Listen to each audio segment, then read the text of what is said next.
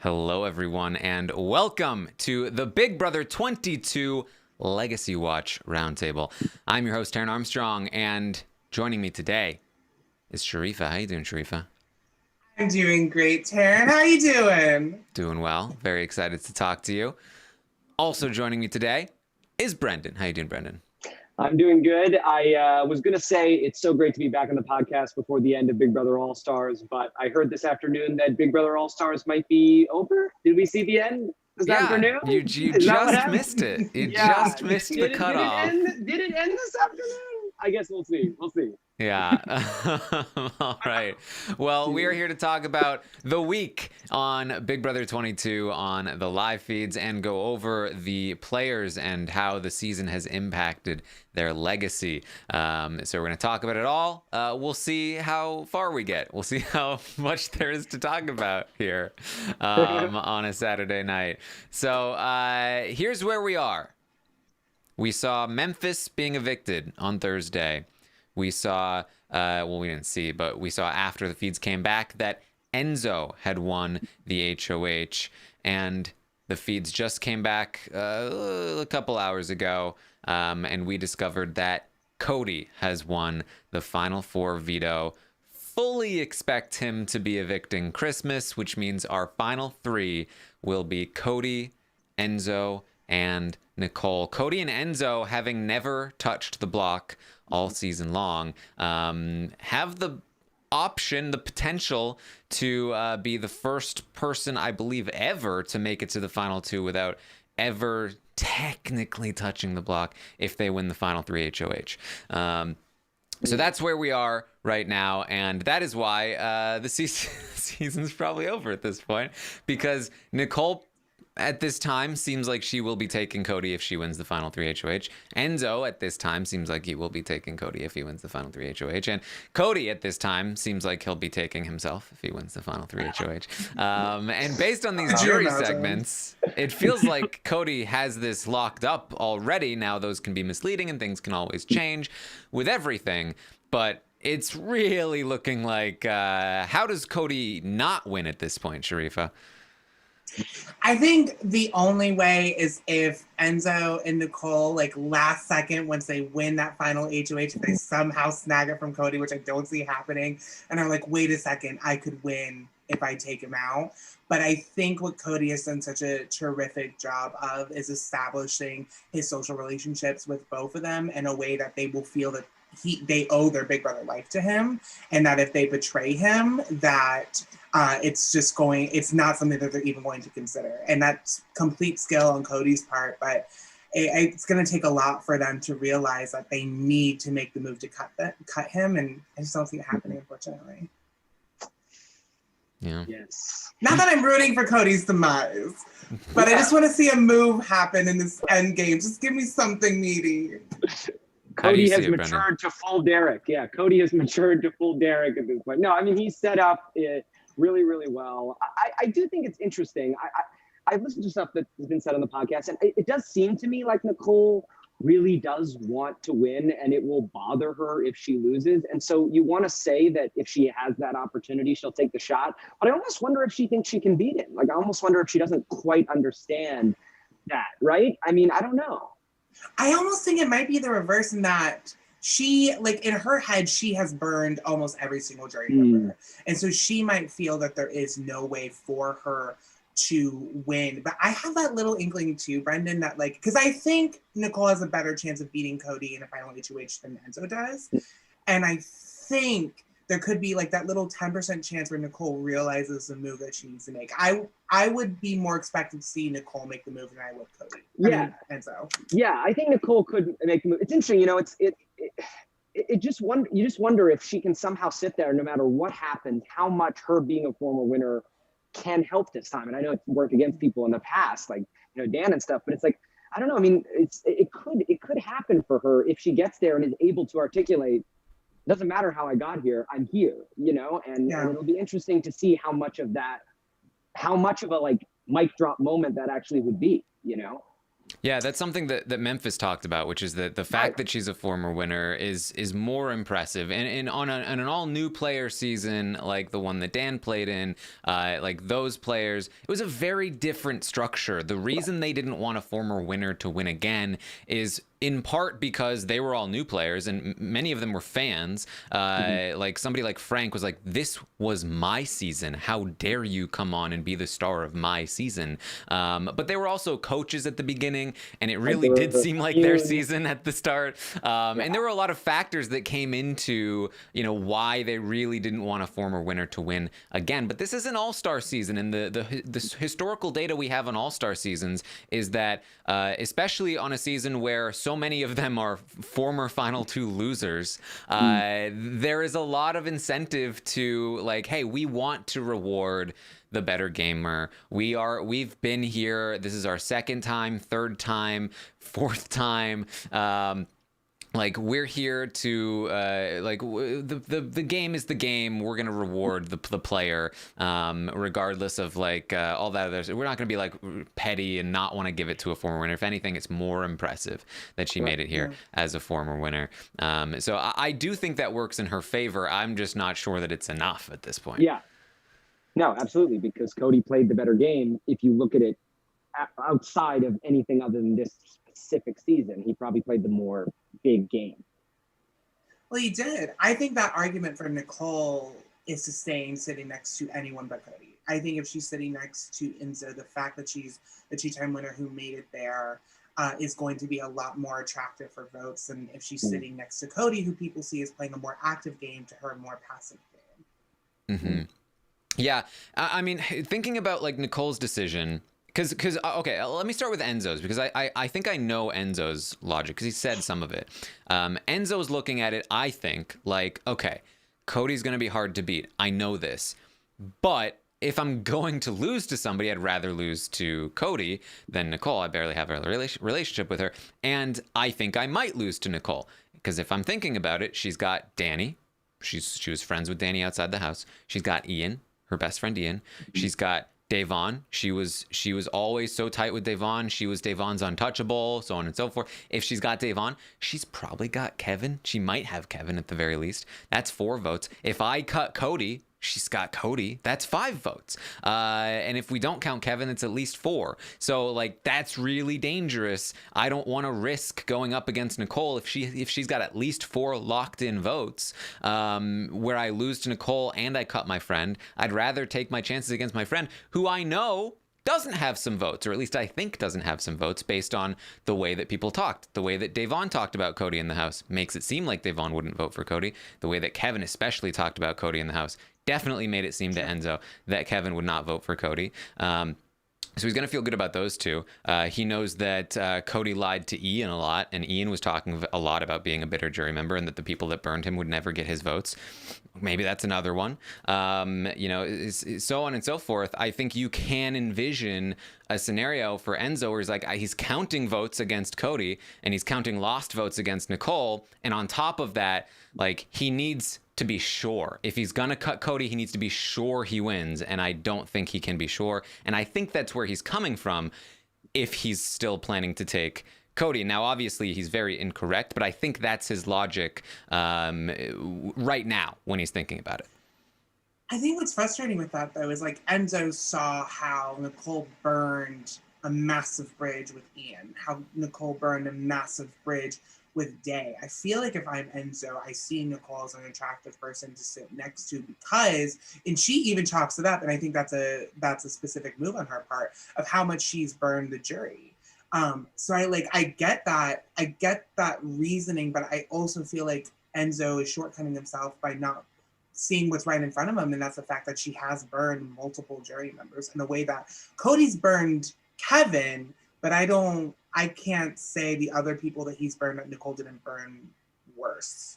Yeah, I think part of it too, though, if I'm trying to get into this mentality as much as possible, is that Nicole has burned jury members in the past and still won. In particular, somebody that's actually on the jury right now, Davon. And so like the fact that she burned Davon before and still got her vote, like, okay, she burned Davon this time, probably still going to get Davon's vote this time. If anything, it makes it more likely that she's going to get Davon's vote.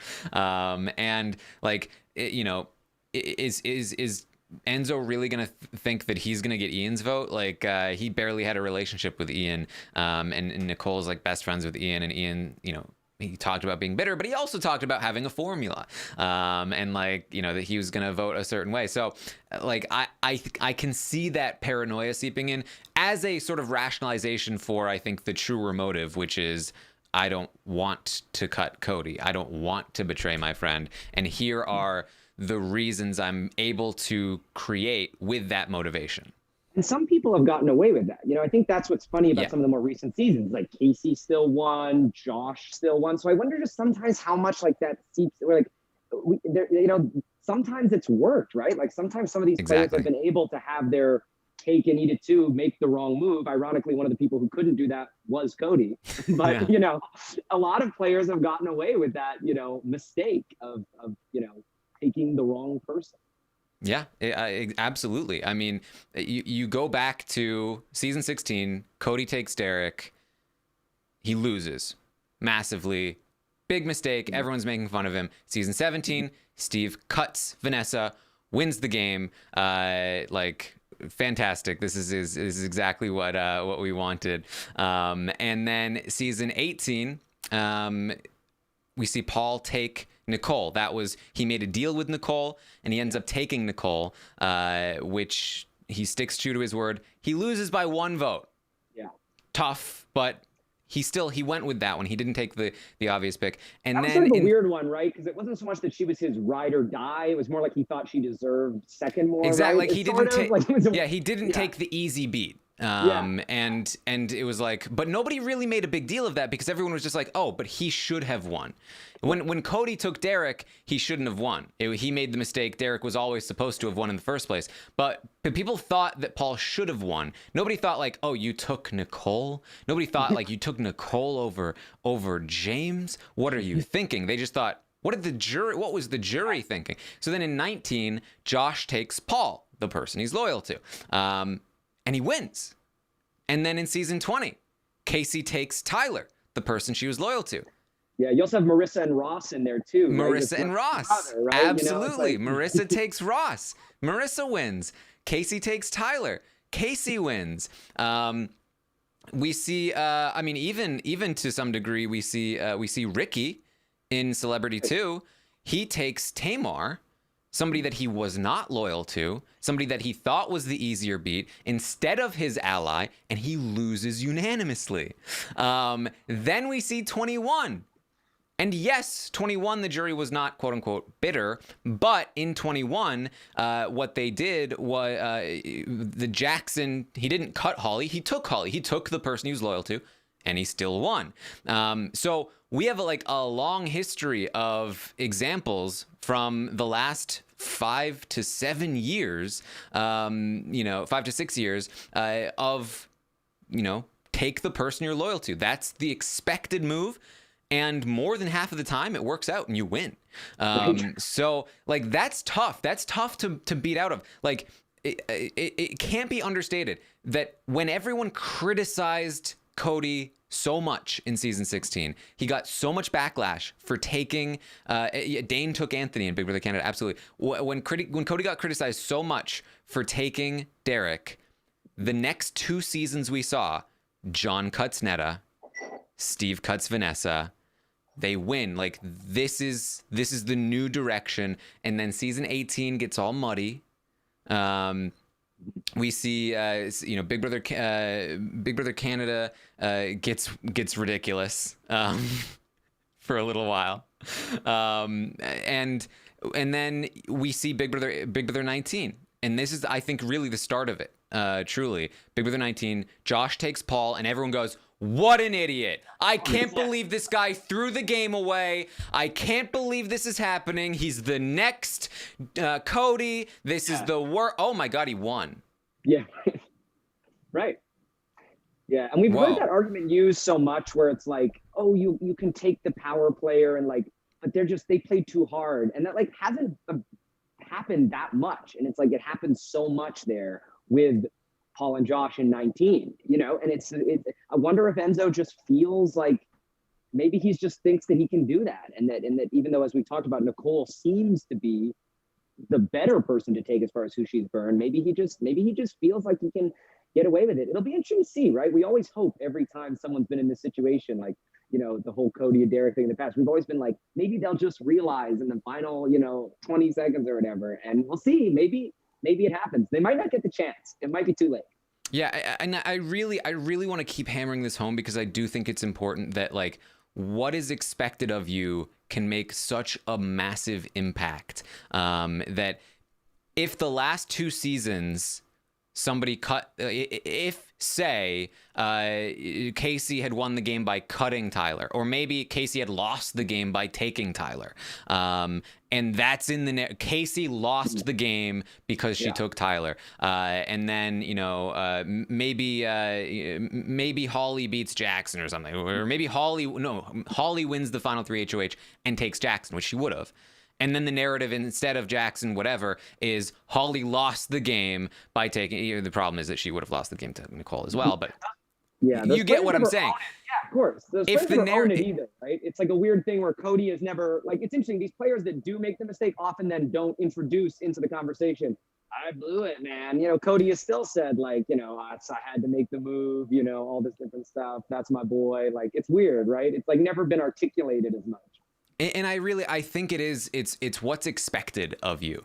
That if the last few seasons the person cut the bigger player and they won, then that becomes what is expected. And it's a lot harder for players to do the loyal thing, the like, because right now that's the easy thing. That's what people have been doing for years. You take the person you're loyal to, you take the person you're loyal to. But when the last few seasons, it's either you took the person you're loyal to and you lost and everyone's making fun of you, or you cut the person that you were loyal to and you won and everyone's like, great move. Like, that narrative is so strong that's like a huge extra layer on top of this incentive to be loyal or whatever. So I really do feel like that is a big part of this, Sharifa. Hi, so my internet just decided to crap out on me. No but worries. She's back in the game, folks.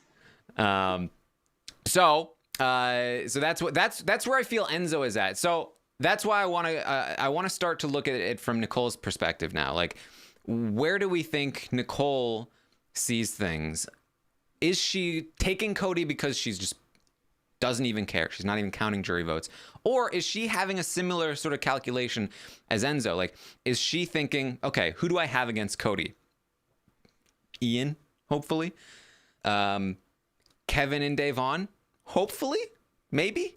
You know, she did last time, so she's got to be hoping. Danny should be, right? I mean, she was always closer to Danny. But she's probably not sure. I mean, she's definitely worried that Danny hates her. But she has to think, maybe I have Danny. And then, you know, then you have then you start to worry. But that's, you know, that's an okay start, I guess. Then you have Enzo. Who does she think she has sitting next to Enzo?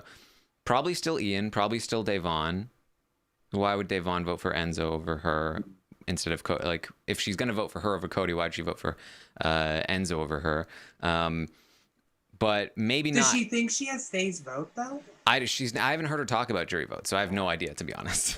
It's interesting too with the Danny thing. It's like the same blind spot she had in the game. She feels like Danny is so much closer to her than Cody, and she probably thinks that Danny's like, well, she'll vote for me over Cody too. And you know, Danny probably won't, based on the jury segments. I mean, who knows what she does? But I feel like, Taryn, correct me if I'm wrong, but didn't she have conversations with Cody where she said to Cody that Danny is closer to you than she is to me? Yes. Am I making that up in my head? She has. Maybe, but yeah. That's kind of just how Nicole talks, if that makes sense. Like, she's very, like, she would never say, oh yeah, Danny's closer to me. You know what I mean? She's always right. Like, she's like, even before she believed, because at one point in time she believed that Danny was closer to her than to Cody. But even at that point, she would have said, well, she's closer to you. But then she was actually convinced And then I think she actually believed it. And after Danny left, she was very like nervous. She was like, "Oh my God, Danny's gonna hate me. I can't believe I believed in Christmas and not in Danny." But I really do think that her experience last time, where she kind of thought like, I've burned a lot of votes, and then she got a lot of votes.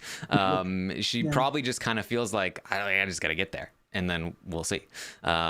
Especially because she did go up against Paul. Like, she went up against Paul instead of James, and she beat Paul. And a lot of people didn't expect her to, and I think even she probably didn't really expect herself to a degree. And so, I feel like it's probably not really part of Nicole's calculation, the jury votes. It wasn't in Big Brother 18. She sent Corey off with instructions for like, this is what you should say to the jury, which is great jury management. Love that. But I never really saw her like counting jury votes, like this against this person. And I haven't really seen her doing it this time too. And maybe she will start to, now that they're kind of locked into the final three. But I don't know. It's hard to. I can't even, like, with Enzo, I can kind of see it. Like, I can kind of get into his head and go, okay, he might think that Nicole has these 4, these 5. With Nicole, I just don't see what votes she thinks Enzo's going to get that Cody doesn't, except for Kevin. So like, I'm not sure where that her head is at beyond just, I have to take him because I'm loyal. I think part of it too is that like the structure of this game so far, which has completely benefited Cody, is that you've had this like nucleus of an alliance where, because it kept winning power, players were put in positions where they were no longer thinking selfishly. They were no longer thinking, what is my best path to the end? Instead, playing a little bit out of fear of, this alliance keeps winning power, so I need to prioritize this alliance so that this alliance prioritizes me. What happened, and what we saw happen with players like Tyler, is we get to the top 6 and people are not, only a couple people within that are actually set up for positions of longevity, like Cody.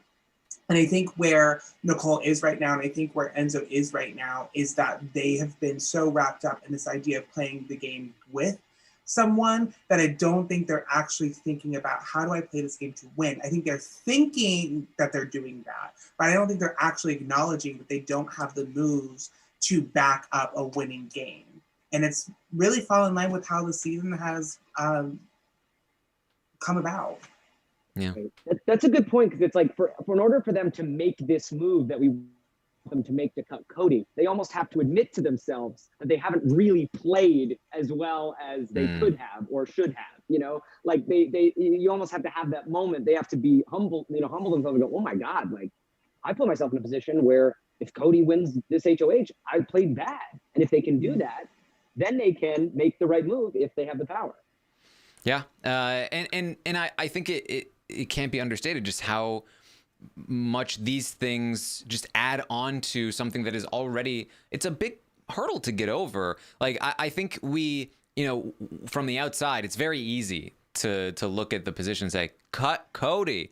That you cut Cody, you win the game. It's very easy to say that, but like, when you're in there and you've been relying on this person for 80 days, and they've had your back and you've had their back, and in a situation where everyone is attacking you and you've been clinging to this person and they've been your comfort and your safety, and they are looking at you with wide eyes like, we're gonna make it to the end together, this is gonna be our story, it's gonna be so great, and like to just like lie to their face and to genuinely just be like, no, I'm about to completely stab you in the back and make everything we did completely irrelevant because you're not even going to make those chairs. Like, that's a hard thing to do. It really is. It's not easy. And so when you add on top of that these additional difficulties, not wanting to admit that you've played a lesser game, like looking at like, well, it's not a guarantee that I'd win if I sat next to somebody else. Like, you add these things on top and it just layers the thing that you don't want to look at in the first place, and I think that's how you get there. Well, it's an excellent point because we, as audience members, are able to look at the game objectively because we have all the information in front of us. Whereas when you're a player in the game, the only thing you're able to see is what is in front of you, and it really comes down to like your deductive ability of if you can really lay out what the game actually is versus just your perspective of it. And so, yeah, I think you're completely right because I don't think that they are looking at the game objectively from all angles, nor they might not have all the information that we have when we're making these judgments. And that's part of how that alliance was so successful because they were preying on people's lack of ability to look out the entire game versus just looking at yourself within it. Yeah. And it's real money. It's like, it's they're big stakes. Like you're not just talking about winning a game, you're talking about the difference between somebody making, $50,000 or like, I don't know, like 20, I don't know what third place is now. But like it's a big amount of money. And again, if you make a mistake, if you cut your friend and then also lose, now you've combined made significantly less money. And like, how do you ever live that down, with that person? So it's like there are so many things that are pressing in on you. And I know because I was always the person that said like, look, I personally, I can't really, like, if I was in Cody's spot in Big Brother 16, I don't know if I would have done the same thing. I can understand where that comes from. Like, there is a sense of loyalty that you have with players, and the idea that it's easy to just stab them in the back is something that I think we really take for granted. For granted. Yeah, I think that was a recent feed thing. Sorry. I think that Cody would say, though, right, that the only thing worse than taking Derek to the end and losing would have been taking Victoria to the end, losing, and Derek goes, "Bro, what did you do?" I'm sure that was almost a bigger fear for him, and that he made his choice. And a real fear. I mean, look what happened in 19. Like, there are some, for all they know, the people in the jury are sitting there going, these two mother effers, we hate them both. We will literally give it to a bottle of ketchup if a bottle of ketchup makes it there. And Cody cutting Derek to take Victoria is like everything the jury wants so that they can give it to one of the people that aren't the hitmen. And then now Cody is the biggest idiot ever.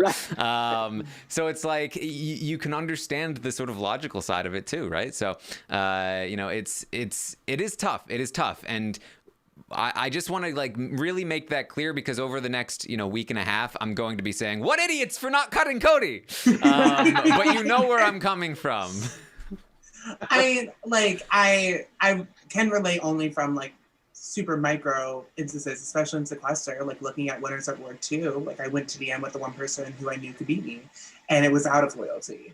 And it's when you're in those positions, it's really hard when you feel that half the reason you're there is because of this other player to make the move and cut them. So I do not fault either Enzo or Nicole for making the move to bring Cody to the final two. I think where my frustration is I just want to see them play selfishly. I want them to see them play their own game because that's how Cody is played. It's one of the reasons that he's dominated and he's done so well is that he convinces as many people as he needs to do what benefits him. And there's rare moments in this game where a move happened that benefited someone else. And I think Nicole is that person who is able to make that happen. I think the Tyler move benefited her. It worked out, but I think that benefited her more than it benefited Cody. I think there was an instance with preventing getting Ian nominated where she was able to convince people. But for the most part, Cody has gotten everyone to do what Cody needs them to do. And I in this situation, when you have those personal feelings attached to it, and you have this person who's been dominating the conversation, I think it's almost made it impossible for them to think for themselves. But I do still feel a little bit way down deep into the depths of our soul, if she has one, there is this inkling where Nicole might play this end game selfishly. I do think that there's a little kernel there because we've seen her do it a little bit more so than we've seen Enzo. Yeah, and Cody has is in a weird way in a better spot because he has played more selfishly throughout the game, and he's played better throughout the game to set himself up in this position. That it's not only easier for him to make it in the first place because they're both going to take him and he's going to obviously take himself, but it's easier emotionally in a way because he has to cut one of them. He's promised them both the world, which is very easy to do. There's no ramifications. Like maybe he feels a little bit guilty in the moment, but he's just like, he can promise them both everything. And then, he probably won't have to make a call. And if he ever does, it's like, well, I had to choose one. Sorry, I had to burn you. I'd promised something over here. Or sorry, I had to burn you because I'd promised something over here. And so he's sort of put himself in a corner emotionally in a place where he is forced to make that call. And so even if he did have to choose one of them in particular, he's promised them both everything. So, he's played the game with both of them for so long that whichever one he chooses, he's at least done the right thing with one of them. And he can feel good about that. Well, he's played it not an easy game. I don't want to dilute what he's done, but it's easy to build relationships, to lie to people, and to say, like, you're my number one. I am going to the end with you, and do that to multiple people. We saw that being Tyler's downfall in Big Brother 20. And I think Cody has more so limited. He has these two people, and it is going to put him in a tough position. But I still feel like the person he votes out is probably still going to vote for him to win because both Enzo and Nicole have a stronger relationship with Cody than they do with each other. Yeah. Exactly. And that just really comes down to the relationships Cody has built, which is interesting because I always used Cody and Derek as the example of you don't necessarily vote for the person you like more, you vote for the person you respect more, because Cody did have better relationships with many of the people on the Big Brother 16 jury. Not only that, but he had also won more competitions than Derek. On paper, Cody is the easy winner over Derek, but they respected Derek so much. They respected who he was and what he did, and it was a landslide. And we all knew that it would be a landslide far in advance because of how much they respected Derek. And now Cody is in the position where he not only has those deep relationships with many of the people in the game and in the jury, but he also has that respect now that he is the guy that has been in charge of many of the decisions. He's been the person in the best spot throughout most of the game,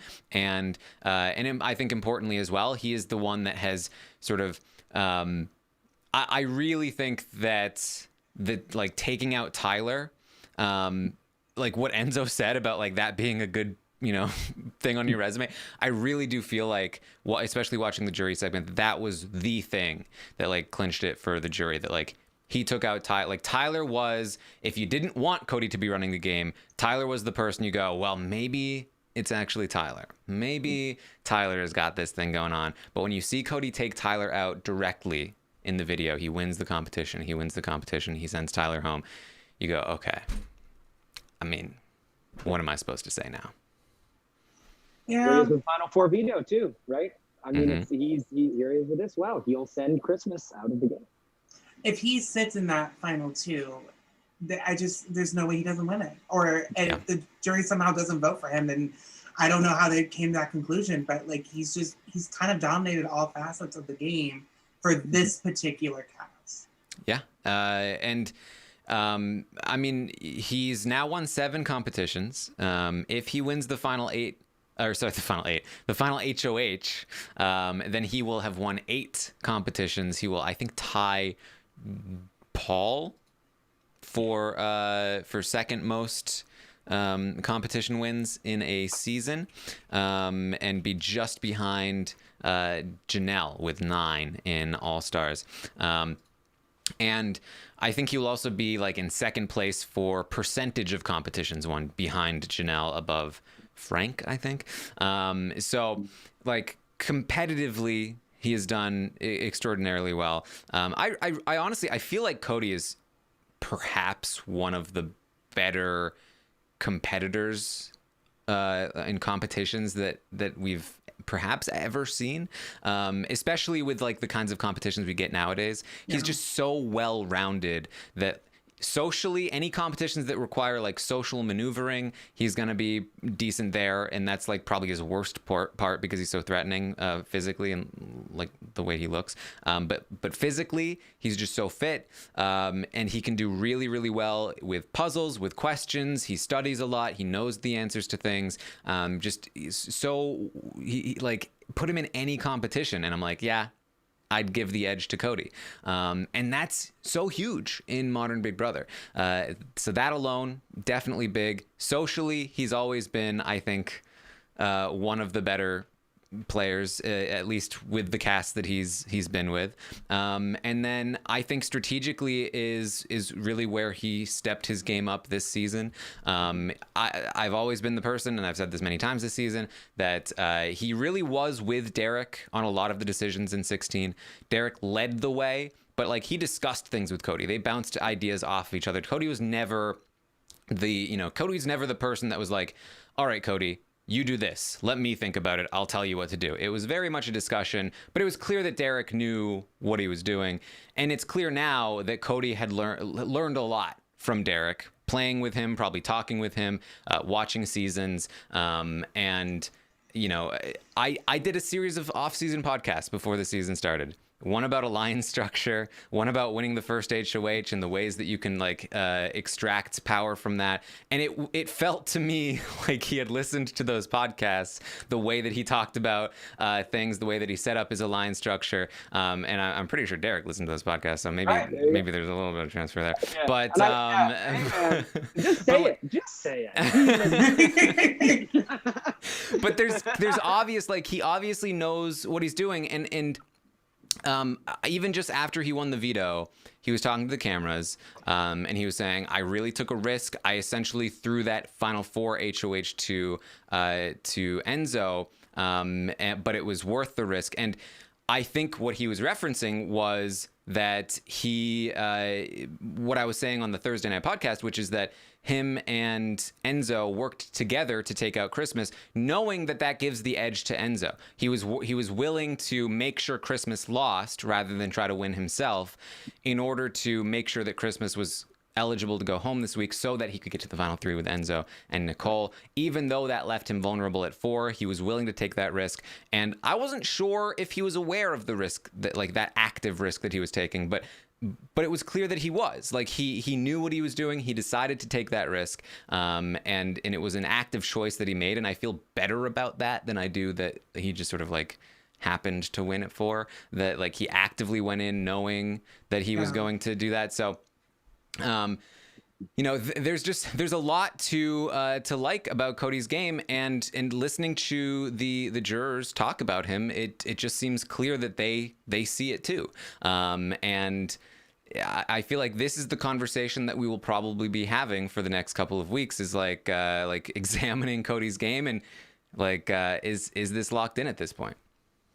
I think for me, where I have issue with Cody's game, and I don't think this is going to affect the jury's vote, because everything you say rings true. I think my issue with Cody's game is I very much feel that he's played this game on like easy setting, compared to like the level of difficulty that other players have specifically had to deal with, especially marginalized players, especially players of color. And Cody was very much set up with relationships that, not, when I say this, I don't mean the conspiracy theory of Derek setting up alliances. Tara's about to like light himself on fire. Look, that's not what I'm talking about. I don't think anybody with any credibility believes those things. But what I will say is that Cody, being an attractive, cishet, white man, really did help him out. And then it's a conversation people don't want to hear, but here's the truth of it. He was surrounded majoritively by other white men. He naturally worked with other white men. It gave him a step above a lot of the other players. So everything that you say is true. And I truly do believe that Cody is the most deserving of the players that are sitting left. My issue with crediting his game outside of this specific season is that I do feel that it was such an easy ride for him, and that all of his privilege really contributed to the fact that he was able to be so successful. Even just having the ability to be selfish. That is something that comes with privilege. My little trans Muslim ass coming in that house, I don't get to be selfish. I have to be smart. And I think with Cody, I applaud him for what he's been able to do with the resources that he's had. And I think that he absolutely is the most deserving person in the house. And we can go through, and there's some really brilliant stuff he did. I think the war between him and Tyler, that was the only time he really had adversity, and he was able to sort of topple Tyler over. But even in that regard, Tyler sort of like threw in the flag. So I don't know. I think the jury is absolutely going to see the game up front, and the game up front for them is going to be these competition wins and the players that he was able to get out and how he was able to set himself up and the relationships that he made. So if he loses, I would be shocked, but I will also hold my tongue before I say that he played a great game outside of this particular season.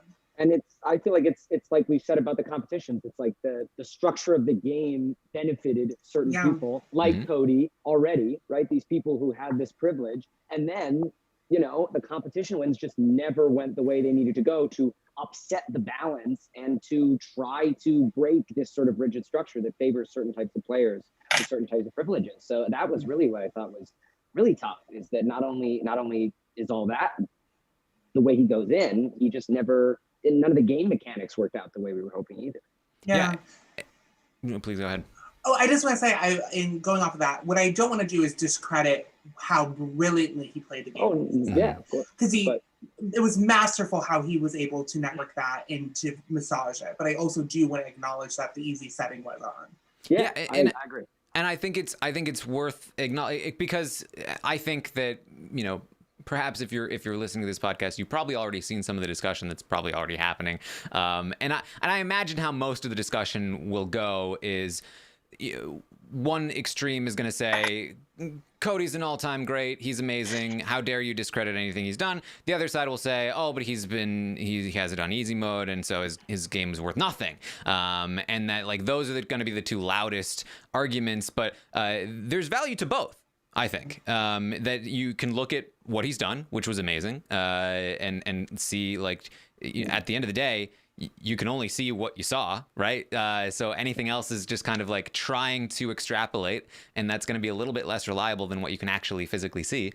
But on the other hand, just because you can only see some things doesn't mean you can't extrapolate, doesn't mean you can't try to dig a little deeper and try to, look at other factors. And, we talk about this a lot, especially toward the end of seasons, that luck is just such a huge part of the game, and one of the biggest pieces of luck, and maybe the biggest piece of luck that anybody experiences in the game, is you walk through the door, and who are you looking at?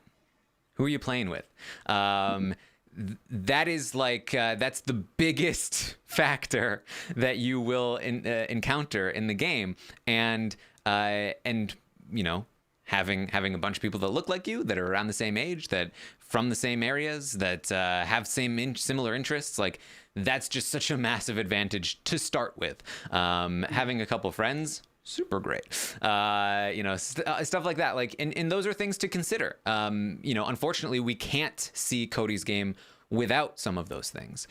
So I would personally say I'm not discrediting his game in any really valid way that is saying like because of these things his game is not worth anything, or I'm going to completely take away from it. But there are things to consider, especially when comparing his game to other games. When I look at somebody like Dan Giesling, who has similar advantages in terms of his background and stuff like that, but who has experienced a lot more adversity in the game in terms of like competition outcomes and situations that he's been in, I still see Dan as a more well-rounded, sort of like capable player to get out of certain situations. And then when you look at somebody like, say, Danielle Reyes, who goes in as a woman of color, and on a season where what would Cody do in a season with a different cast? What would Cody do if Kaser had won that week 4 HOH? Like, those are things to think about. Well, I think it's adversity for me. Like, I need to see Cody go through some sort of adversity. And yes, you can say that, like, well, he hasn't because he's played this particular game. But I do think that luck played a lot of the part of why he's received so little friction going against like his best path forward. And for me, the only time we saw a little glimmer of adversity was way back pre-jury when there was sort of that war brewing between him and Tyler, and it was circulating on Danny's position in the game, and Cody was trying to protect Danny, and Tyler was trying to get rid of Danny, and Tyler pretty much set up the cards to go in his favor. That was the one time we saw a bit of adversity, and if things had gone differently, Cody would have lost that round, but it didn't. So I think what I wanted to see Cody go through, and it's why I'm so critical of Boston Rob's game as well, is that how can this player handle themselves when they are facing adversity? What I do want to acknowledge is that Cody was not the only person who came into this game with this level of privilege, and he was able to outplay all of them. So I will never say that he is not a good player. You have to be able to say Cody is a good player. I just want to see how Cody plays when he has a little bit of adversity he has to overcome. Yeah.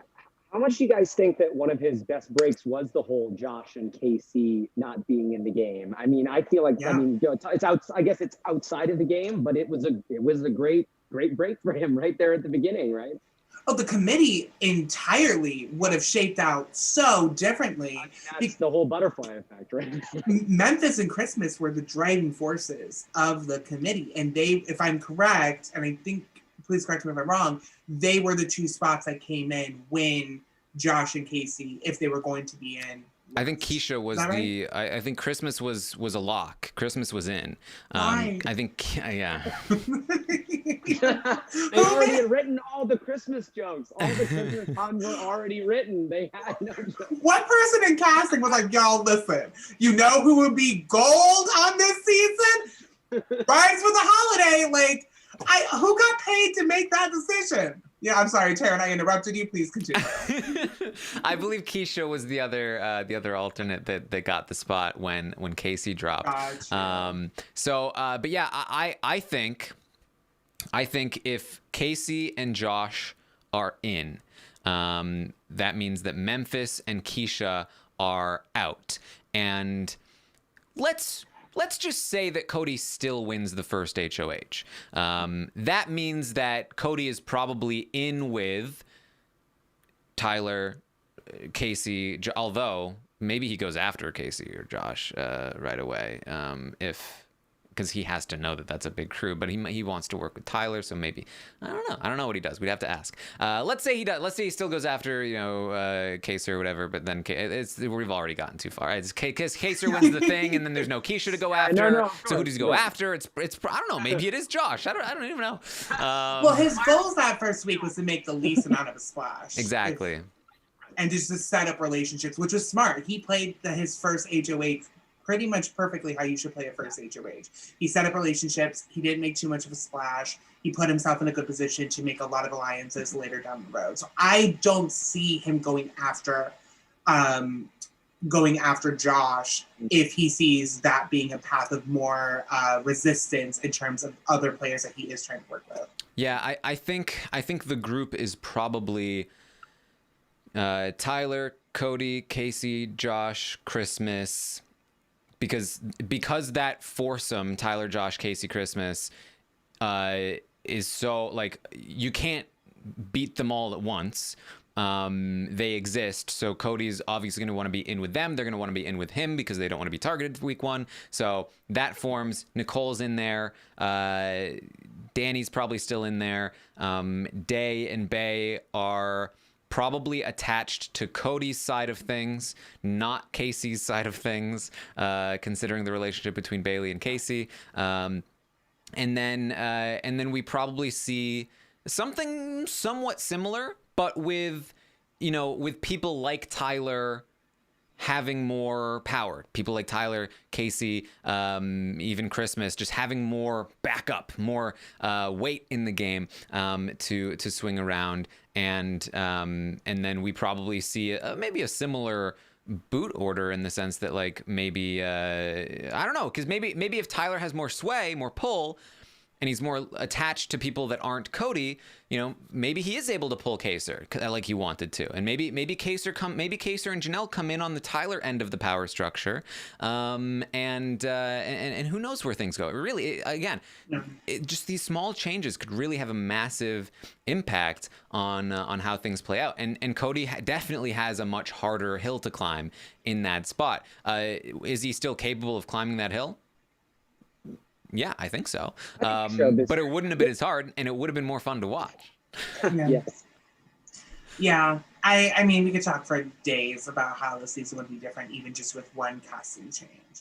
But I think when I look at Cody's game, I see the moments where he got a little bit of a pushback. His reaction is to sort of like dominate the moment and to get things back on him. And I'm not saying that if he did face that adversity, say Josh's side is coming after him, that he wouldn't be able to survive it. Because if he's able to be as successful as he is with these resources, clearly he is a capable player.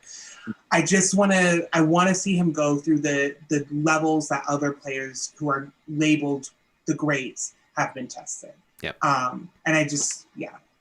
Yeah. And, you know, I think the closest we saw was that Tyler week, Enzo's HOH. And I do like how Cody handled it. That he saw what was happening, and what he did was he didn't freak out. You saw him, he saw you wanted to. But even without Derek there to calm him down, he kept his cool, and he just kept trying with Enzo. Hey, but Tyler's kind of screwing us up, isn't he? Enzo would be like, I don't really care. Like, okay, yeah. And then he goes, okay, new tactic. I'm going to tell him about the committee. That really pays off down the line. But he just keeps his head down. He keeps working on it. And eventually he gets back. And part of that is Tyler screwing himself up. But you know, he could have freaked out. A lot of players would in his spot. He could have freaked out. He could have gone anti-Tyler. He could have blown up his own spot. He got caught from Danny. He managed to flip that back around. And he managed to keep steady and let the other person screw up. And then he was like, okay, solid.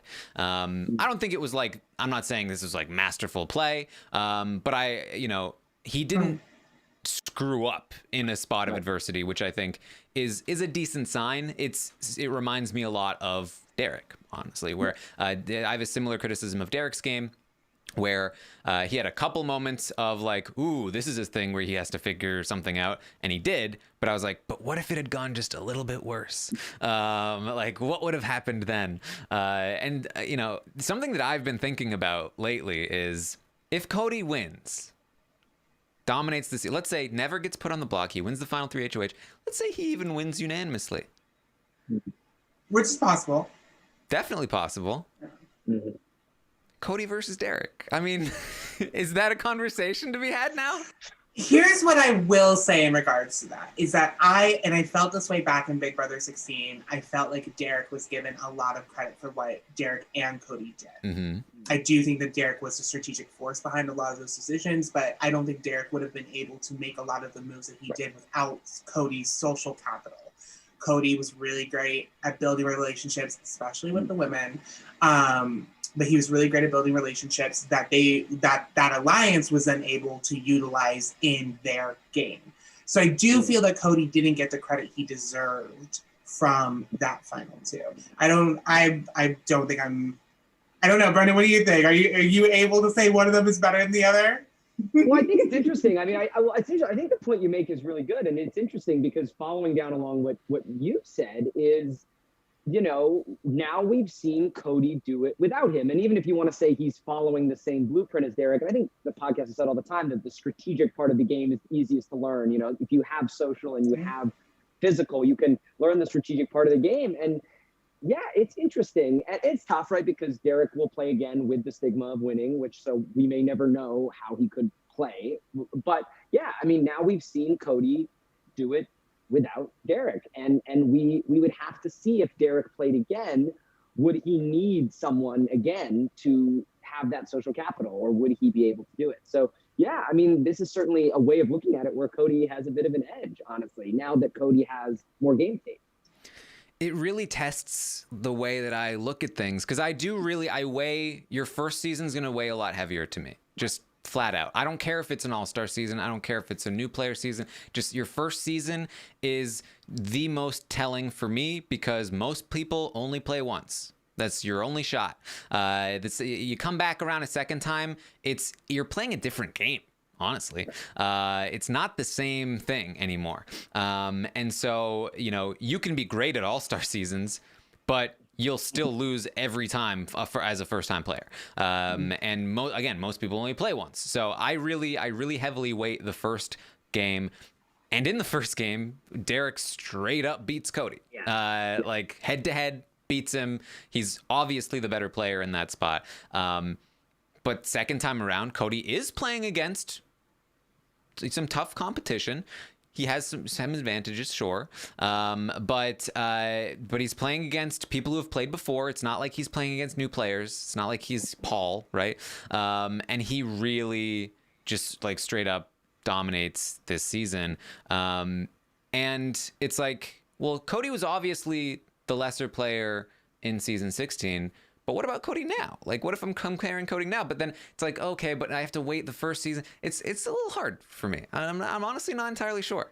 Even in this conversation, we relate a lot of Cody's success this season to strategies that Derek implemented and sort of like taught to Cody. And you also like podcasts. We don't know. Or Terrace podcast. Who knows? Or Terrace. But I think that sentiment of saying that a player's first season is really indicative of your skill. If Derek was to come back and play a second season and not do as well, he is coming back with Taryn, I think you said this, but he's coming back with, or was it you, Brendan? He's coming back with Sigma. Yeah, that's what I was saying. We'll never be able to see Derek, without it. And he is considered by a lot of people within the community as one of the best to ever play. Cody didn't come in with that. Cody came in as the guy who was so loyal that he went to the end with the person who was going to demolish him in the final two. Mm-hmm. So Cody didn't have, I think, the same pushback that Derek would have if Derek came back to play again. So that's another thing. But I also feel like it's unfair to be like, he's never going to be a better player when he has played a really good game this season. It's again, we may be jumping the gun, but like, what else are we going to talk about at this point? But I honestly, I think this might be a conversation we're having for a while. I feel like this might be, the new sort of like which one of them is better, and it's a weird situation, especially because they have played together and they played so closely together. I feel like people are always going to lean towards Derek just because I think people respect Derek more. That's true. Yeah, that's true. The truth of the matter is, and I will also say, like, blanket, y'all can come for me if you want, when it comes to considering Derek on, like, the lexicon of best players, he's not on my list. But we love, the game is subjective, everyone's allowed to their viewpoint. When it comes to the two of them, I do think that people respect Derek's game. They respect what he did. I mean, he really ran that season sort of with an iron fist. Whereas Cody, if we're talking about BB22, we also have to have the conversations of like his privilege coming into the game and how he was set up. Whereas Derek like came into the game with a bunch of people that he didn't know and like whipped out something pretty brilliant. Yeah. Good points. All right. And Derek was a little bit older as well, like, and he, he wasn't as old as, he wasn't a BB19 Kevin or Cliff or something like that, but he still was a little bit, he had to adjust to the people he was playing, which was a key part of his game. Yeah. Yeah. Well, one thing that might help us figure out these sorts of questions is the Legacy Watch.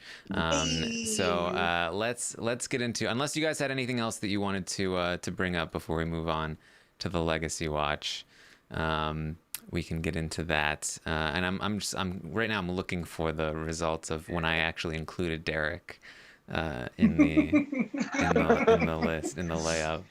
We really, Derek's legacy should have been changing. This whole he was. We didn't talk about Christmas at all. Poor girl. Actually, no, poor girl. She deserves this. Bye. We'll talk about Christmas in the Legacy Watch, as this is really, this is likely her last week here. I can't remember which week it was that I did that. God.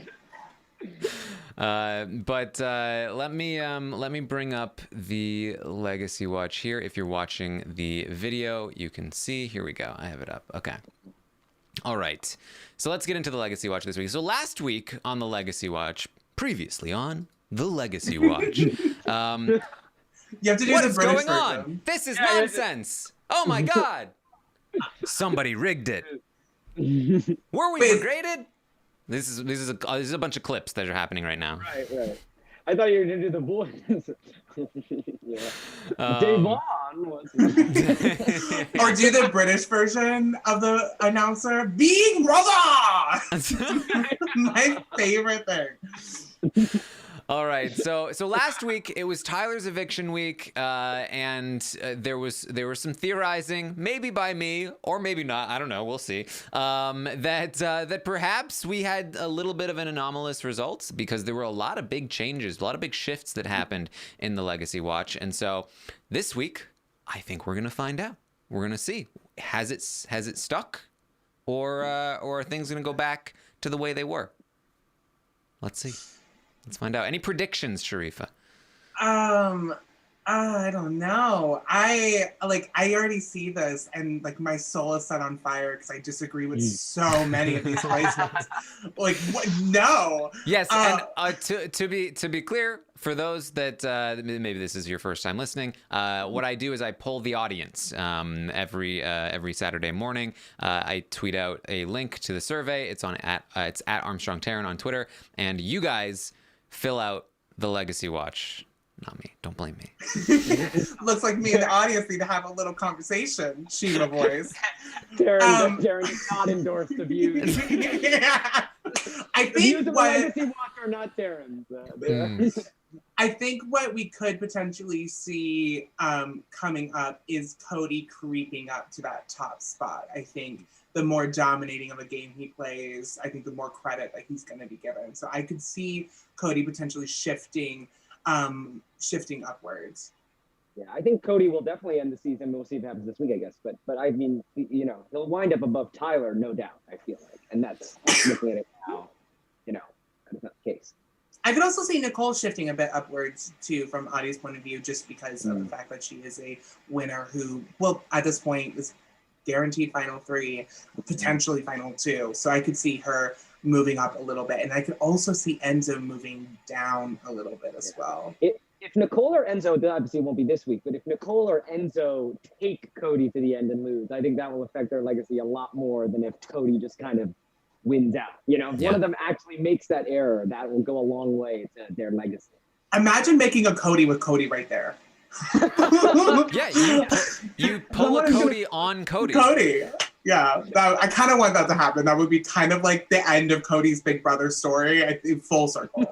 It really is a thing, too, where let's assume they go to the Final 3, Cody wins, he takes whoever, he wins the game. Like, Nicole and Enzo are seen a certain way through that. But then after the season, they genuinely, and they mean it, they say, if I had won, I was going to take Cody.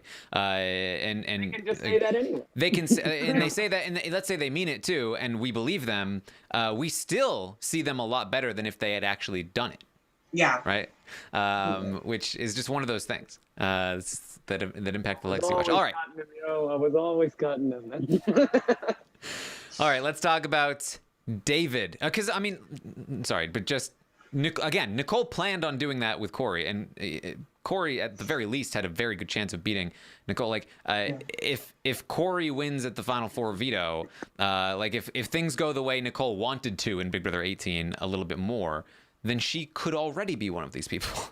What I mean? It's weird the way that we end up seeing things often. But anyway, I feel like people are more accurately judging Nicole's win, because I felt like before they were not giving her enough credit, and I feel like the people are coming around to her Big Brother 18 game, especially considering how well she's doing here. But we're not talking about Nicole yet. We're talking about David, who is still in the bottom tier, just by a hair.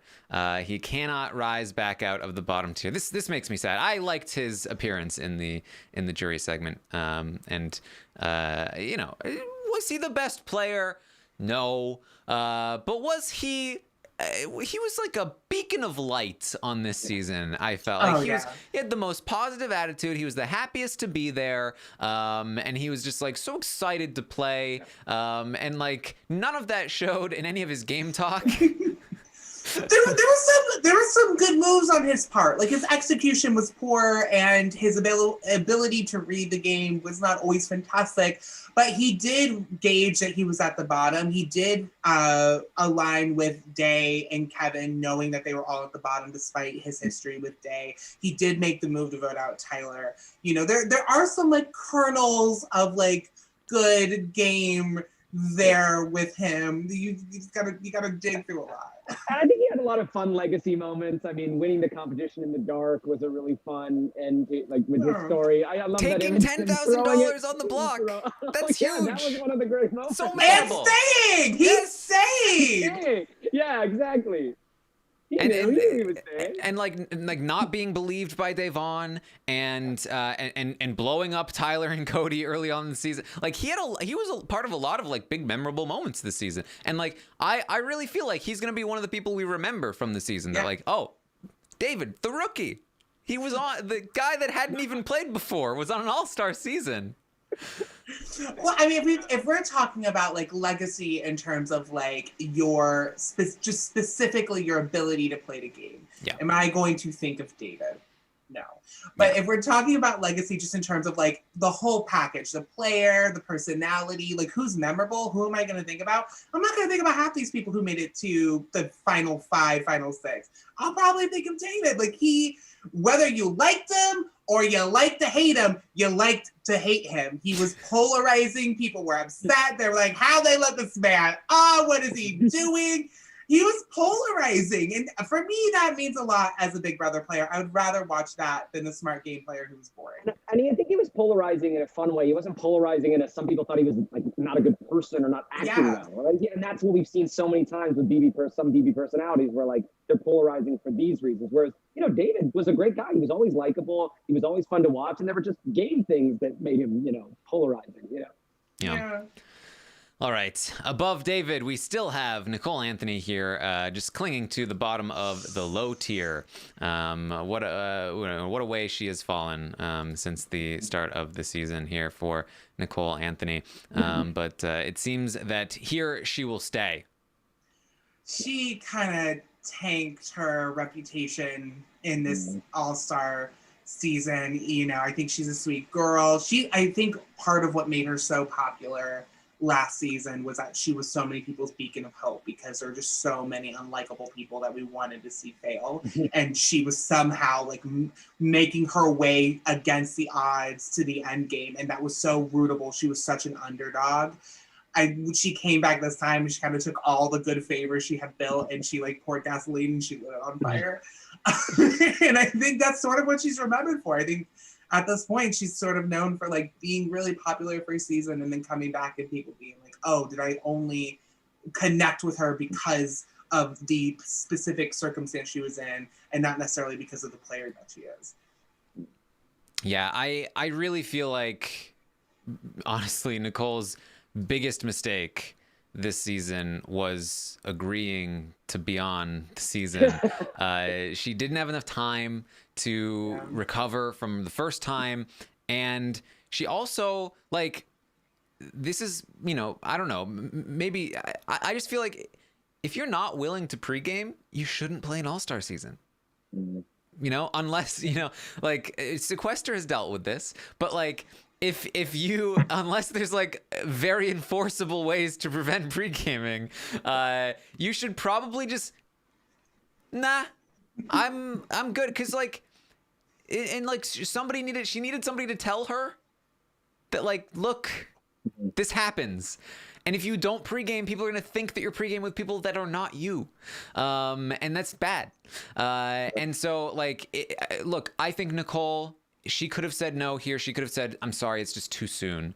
But please give me a call the next time. And they would have given her a call in a nice, cushy spot against new players. Yeah. She didn't have to do any pre-gaming. Of protection or whatever. Which would have been great for her. Yep. They would have loved her. They would have been like, I want to work with Nicole. Like a bunch of fans coming in who were rooting for her. She would have been in a good position. Yeah. Like Nicole, kind of like Nicole Franzel had it, in BB18, 100%. Yeah. So there we go. There's Nicole. Above Nicole, we have Kevin Campbell still. Yes. He actually moved up a little bit. Nicole did well as well, just a tiny little bit.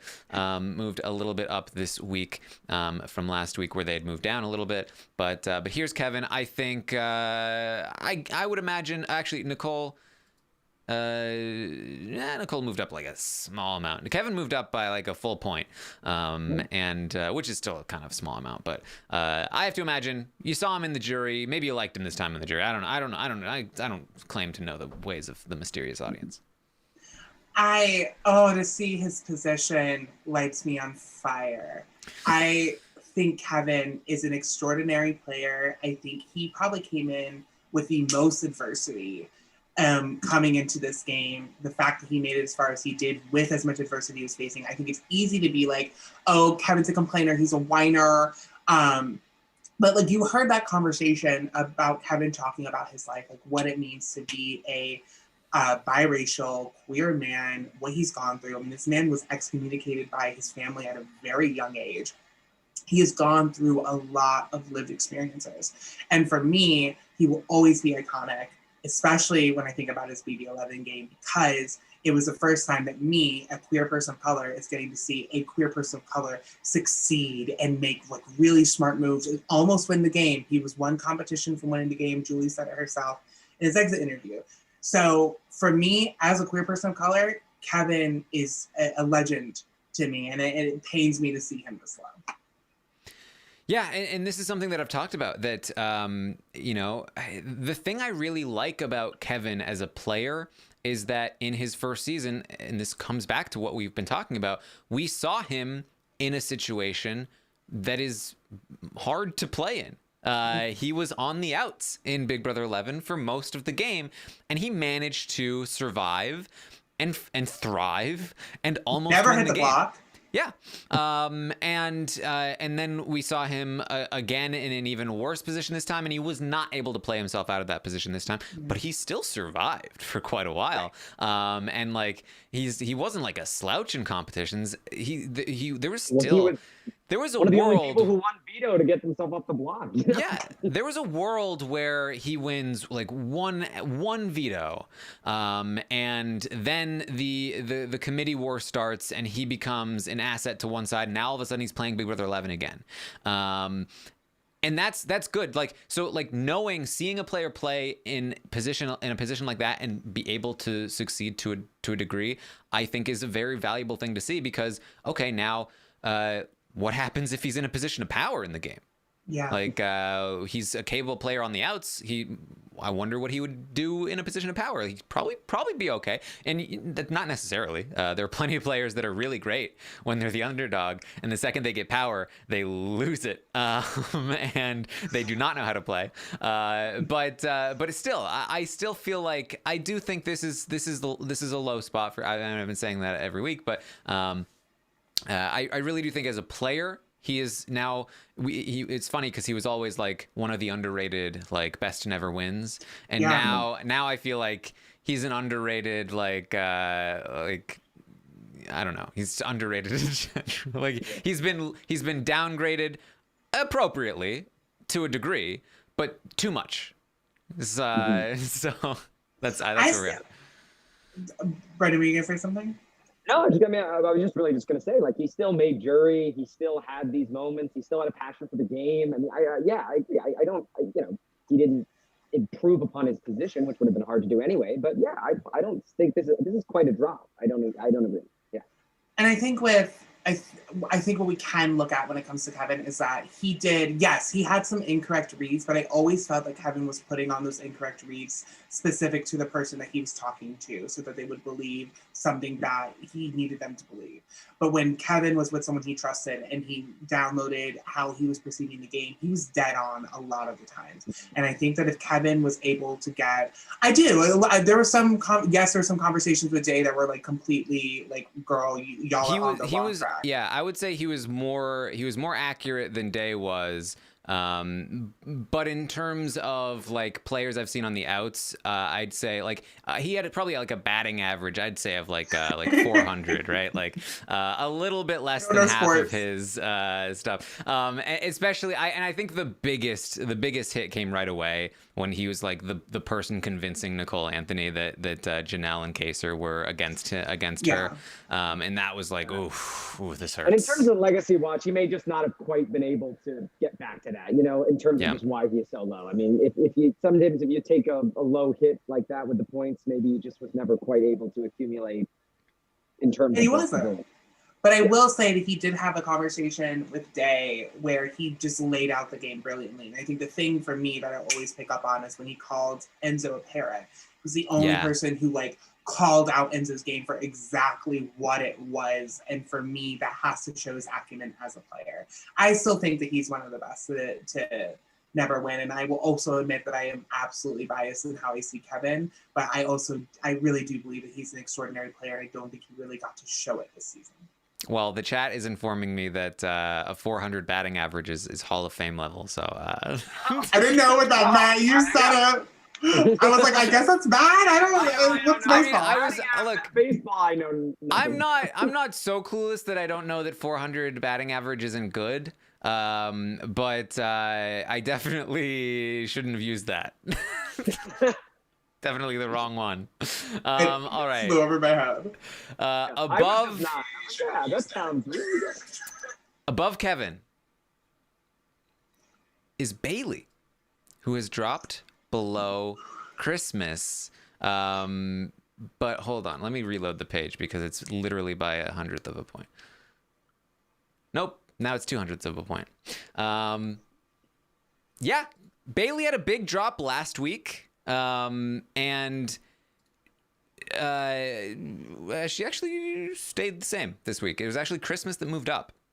That was what happened. Yeah. And I'm gonna let you talk first. I'm gonna keep this here. I feel like that's, Christmas, that's got to be pre-DeVito. Like, I mean, as we said, there was this little moment this week where people felt like Christmas was going to be this amazing white hope that was going to come in and cut Cody and do all this different stuff. And I sort of feel like maybe now that we know that isn't the case, we'll see her slide back down below Bailey. But yeah, I think this is 1,000% that like people were just like, she's going to win the veto and she's going to take out Cody, please. And I honestly, I would guess that will her too. I mean, I will say when I started the podcast, I was glancing at this, that it was different. I think I think the later votes, Christmas has been dropping. So I don't expect this to stick. But Bailey actually moved up from last week just a little bit. It was mostly that Christmas moved up a bit more this week. Y'all let me know when you want my TED Talk. It's ready. Go for it. Go for it. All right, so here's what I'll say, and Reddit, come for me. I am ready. Winter is coming. Bailey is a top tier player. Bailey is a top tier player. I think she is an extraordinary social player. And when we look at her Big Brother 20 game, I think that's what was always her creme de la creme. She was really great at establishing social relationships. She could have played both sides in a really wonderful way and rid the middle. She won an HOH, the power got to her. Strategically, she wasn't able to execute what she needed to execute, and that ended up being her downfall. I think she came back this time, and I think she registered from the mistakes that she made and just her ability to connect with pretty much everyone in the house, even people that she didn't share commonality with. And the reason I'm going to say that Bailey's a top tier player, despite the fact that her placements haven't been the best in the 2 seasons she's played, is I think if you place Bailey on a season that is actually diverse and inclusive, and Bailey is not surrounded by people where she has to build connections with, that she automatically has connections with, that players like Tyler come in with, that we would see her play a top tier game because of her ability to build those social relationships. She does have a good strategic acumen. I think she's an extraordinary player. I know there's going to be a lot of bite back for me saying that, but I do. And I think if we actually put her in a place where she could thrive, she would. I mean, look at the challenge. She made it all the way to the end as a rookie. So that is the hill that I will die on. I will die on this hill. Come for me, please. I'm ready. But I truly do believe Bailey is an extraordinary player, and I think she's top tier. I am a lot more inclined to agree with you than disagree with you personally. I was somebody that said this before the season started. I was like you guys are really low on Bailey. That she is like. I was on Twitch before the season started, and I was like, I think Ian, as much as I love Ian, not one of the better players on this cast. And people were like, even worse than Bailey, and I was like, easily worse than Bailey. Did you guys watch Big Brother 20 before everything went wrong? She was great socially, and then she came on the season and she was rising in the ranks. Yeah, she was rising in the ranks of the Legacy Watch. People were like, wow, Bailey's so good. And I was like, boom, I'm feeling so vindicated right now. And even when she was evicted, just a few weeks ago, she was still up there. Let me try and pull up Bailey in week 3. This is before she was evicted. Was like solidly in the middle tier, and then I think she was rising, and then week 8, which is now I think after she was evicted, she was still in the middle tier. So like I think she had encroached the upper tier at one point in the season, and then she started to come back down. But I think what's happening is that and I think it's what happened in Big Brother 20 is that people remember her for her downfalls more than they remember the game that she played. And I don't want to be cruel to Da'Vonne because I love Da'Vonne, but I really do feel like Da'Vonne did not help Bailey's game this season, and that if Da'Vonne was maybe not there, that I don't think she goes home in that spot. She probably would have been in the committee. Yeah, she definitely would have been in the committee over Nicole's spot, I think. But yeah, Memphis wanted Bailey in the committee, and then he brought it to Danny, and Danny said, "Nope. Can't bring Bailey in because of Da'Vonne. They're too tight." And so he was like, "Oh, okay. Who else then? What are the Nicole one, the little one, the blonde little one, the F Franzel." That was that back in the Franzel days. It was. Yeah. But yeah, she would have been in the committee. Like her game is entirely different. And not only that, but she's in there with Tyler, who she has a history with. And for as much as they tried to work together, there was always that level of distrust of like, is something gonna happen? And I really do feel like she is so capable of playing so well. Now, if I am to criticize her game, I would say there are 2 major points from the season. I think one was, her and Da'Vonne felt like they were in a good spot and said, hey, let's start throwing competitions. And at the time I was like, no, because the game is going to get away from you. And I feel like that's exactly what happened. And then 2 is that I think that when she does get into like tricky spots, she doesn't handle the adversity super well. It's not something that I would like blame her for. I think she has a lot of reason to not handle that stuff as well as some other people might. But it's definitely going to be a weakness in a game when you're doing this stuff. We saw something similar on the challenge happen. That she's very good when things are going well. Yeah. When something bad happens, it's like, uh-oh. I can't think I can trust her to stay level. And so that would be again, the same could be true of Cody. Yeah. We just haven't seen things go that wrong for him. You know what I mean? So I agree. I think she could easily be a top tier player. I think we have seen from her a lot of promise. We just haven't really seen it play out. And that's why it sounds weird to say that you think that, but I can see why you think that. So there you go. I appreciate that. I think for me, I'm always going to analyze this game from a socioeconomic lens, and just knowing the adversity that she naturally has to face as a Black woman coming into this game, the stereotypes that were placed on her, that she just had to overcome a lot. And I truly do feel in my bones that if you were to place her on a cast that was diverse, that was inclusive, that she would be regarded as a top tier player. But we'll never know, will we? Unfortunately not. All right. So obviously above Bailey, we have Christmas. Again, I personally do not expect this to last. As of right now, it's literally 0.02 of a point of a difference. And oh, there we go. Look at that. I refreshed the page and they swapped again. I'll take that for tonight. That's a win.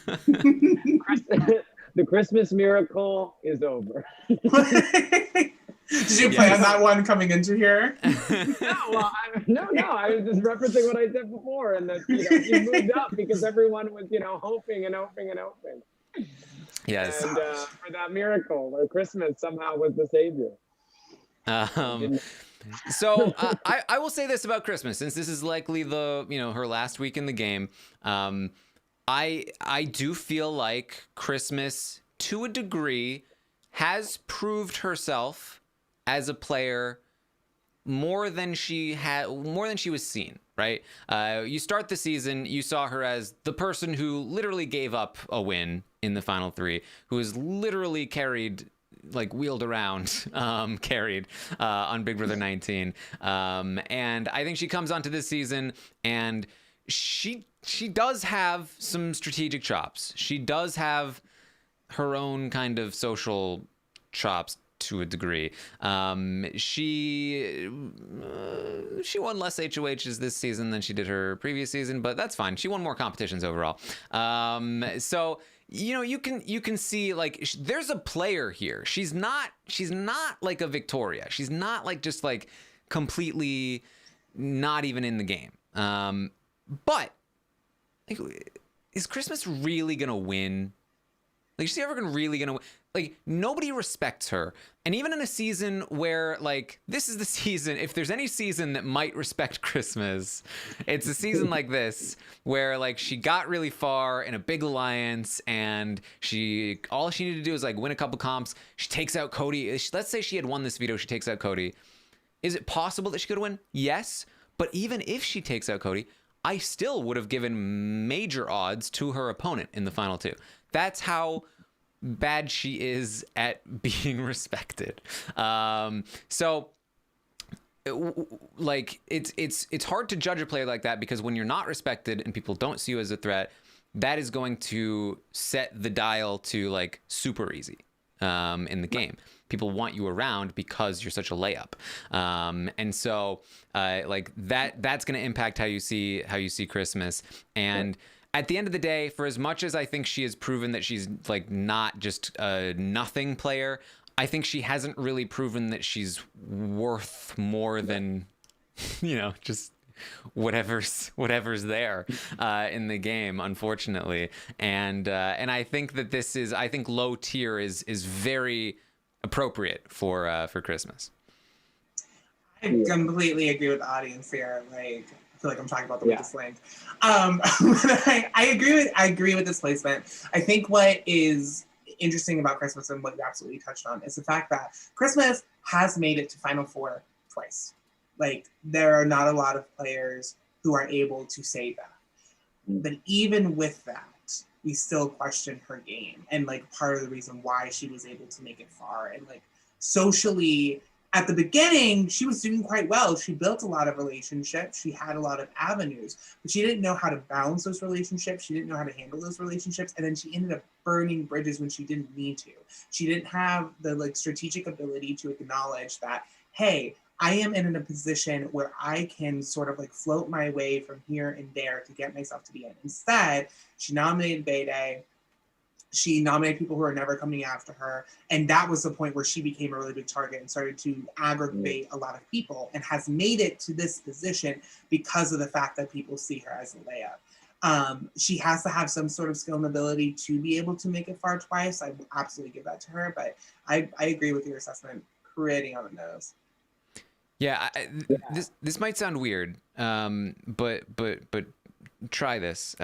We did an emotional intelligence podcast. We talked about, you know, like, so self-awareness is one of those things. I think she's smart. I think she's a smart person. I think she's an intelligent person, but she has a severe lack of self-awareness, and that makes her like very bad socially. Like, she can't really fully tell when people don't want her around.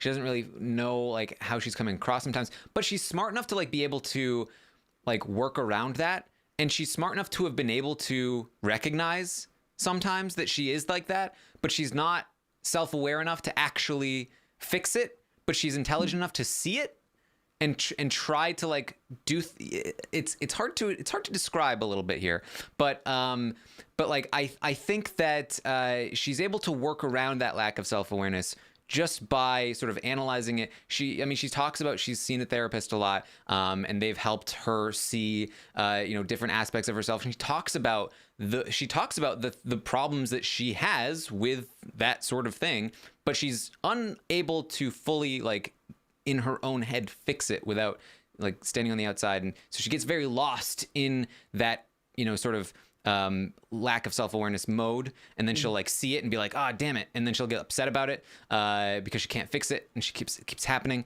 And so I think that's sort of like the cycle of Christmas in the game, and it's why she's so hard to pin down sometimes, is because like there is something there, but there's a severe lack of something there as well. I don't know if you can say lack, but like something that's just like, that's not where she wants it to be.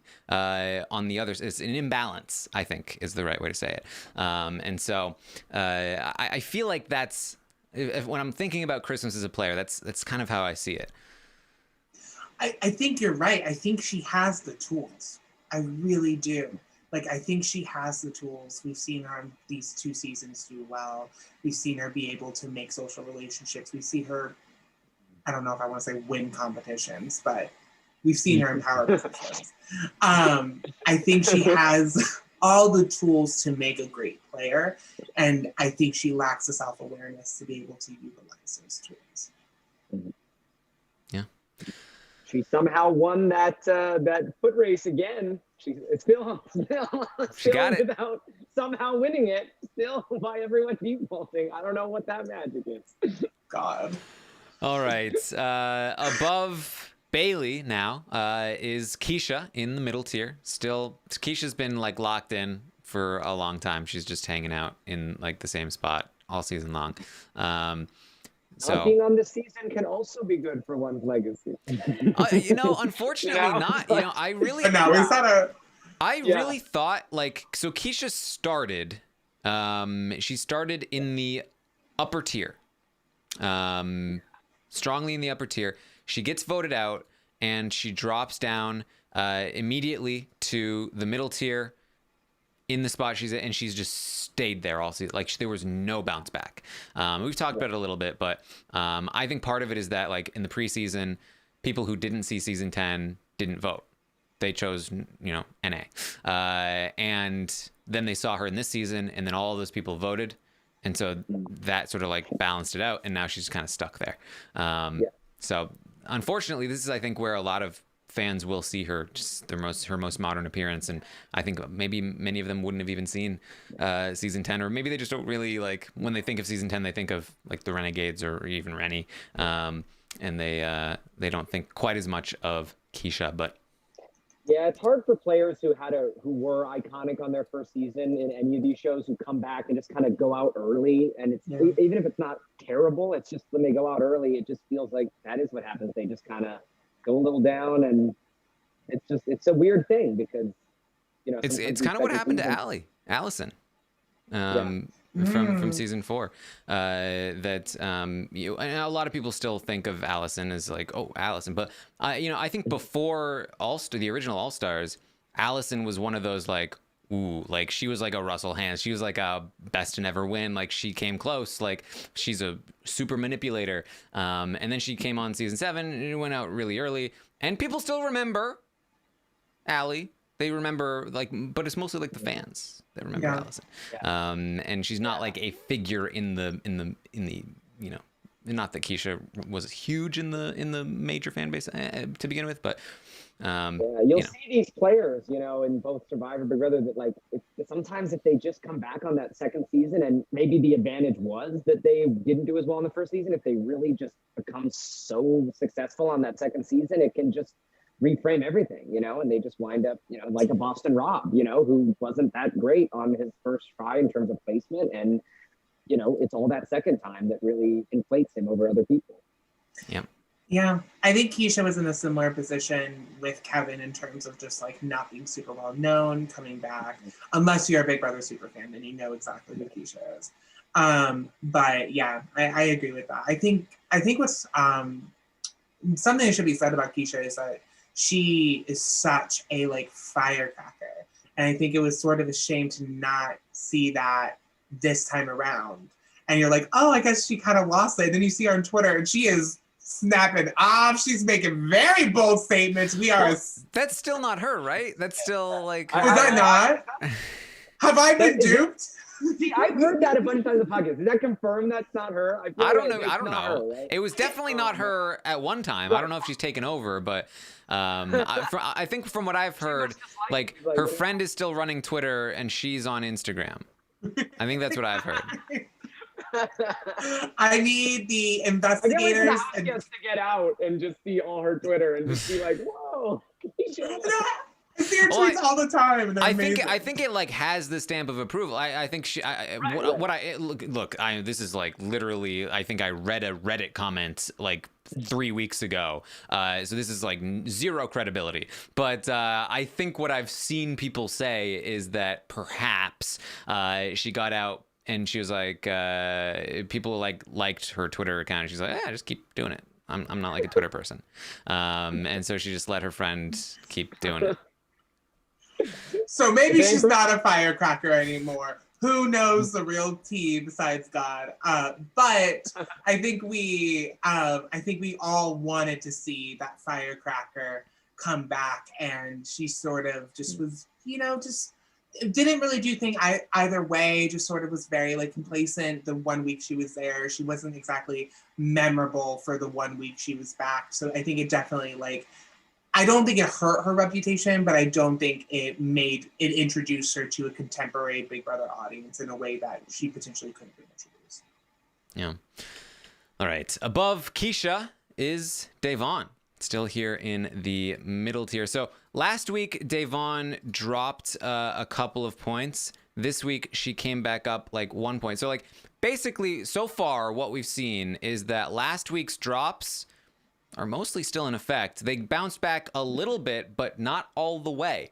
It really seems to have a little bit stuck, at least. That a lot of this movement is mostly sticking. It's basically like they drop 2 points, they come back up 1.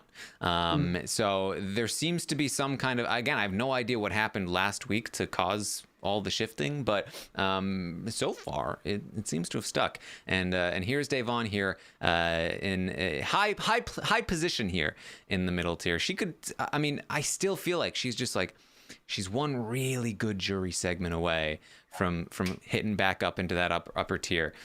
She's very close points wise, so it's possible.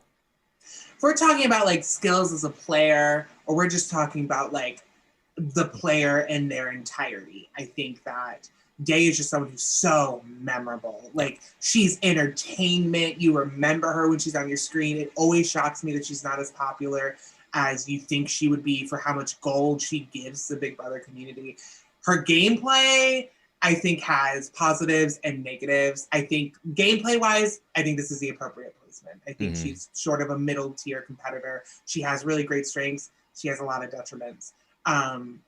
Is she the most well-rounded player? I don't know. But if we're just talking like player and whole, like their memorability, how entertaining they are, entertainment-wise, she skyrockets. Like, how many gifts they create.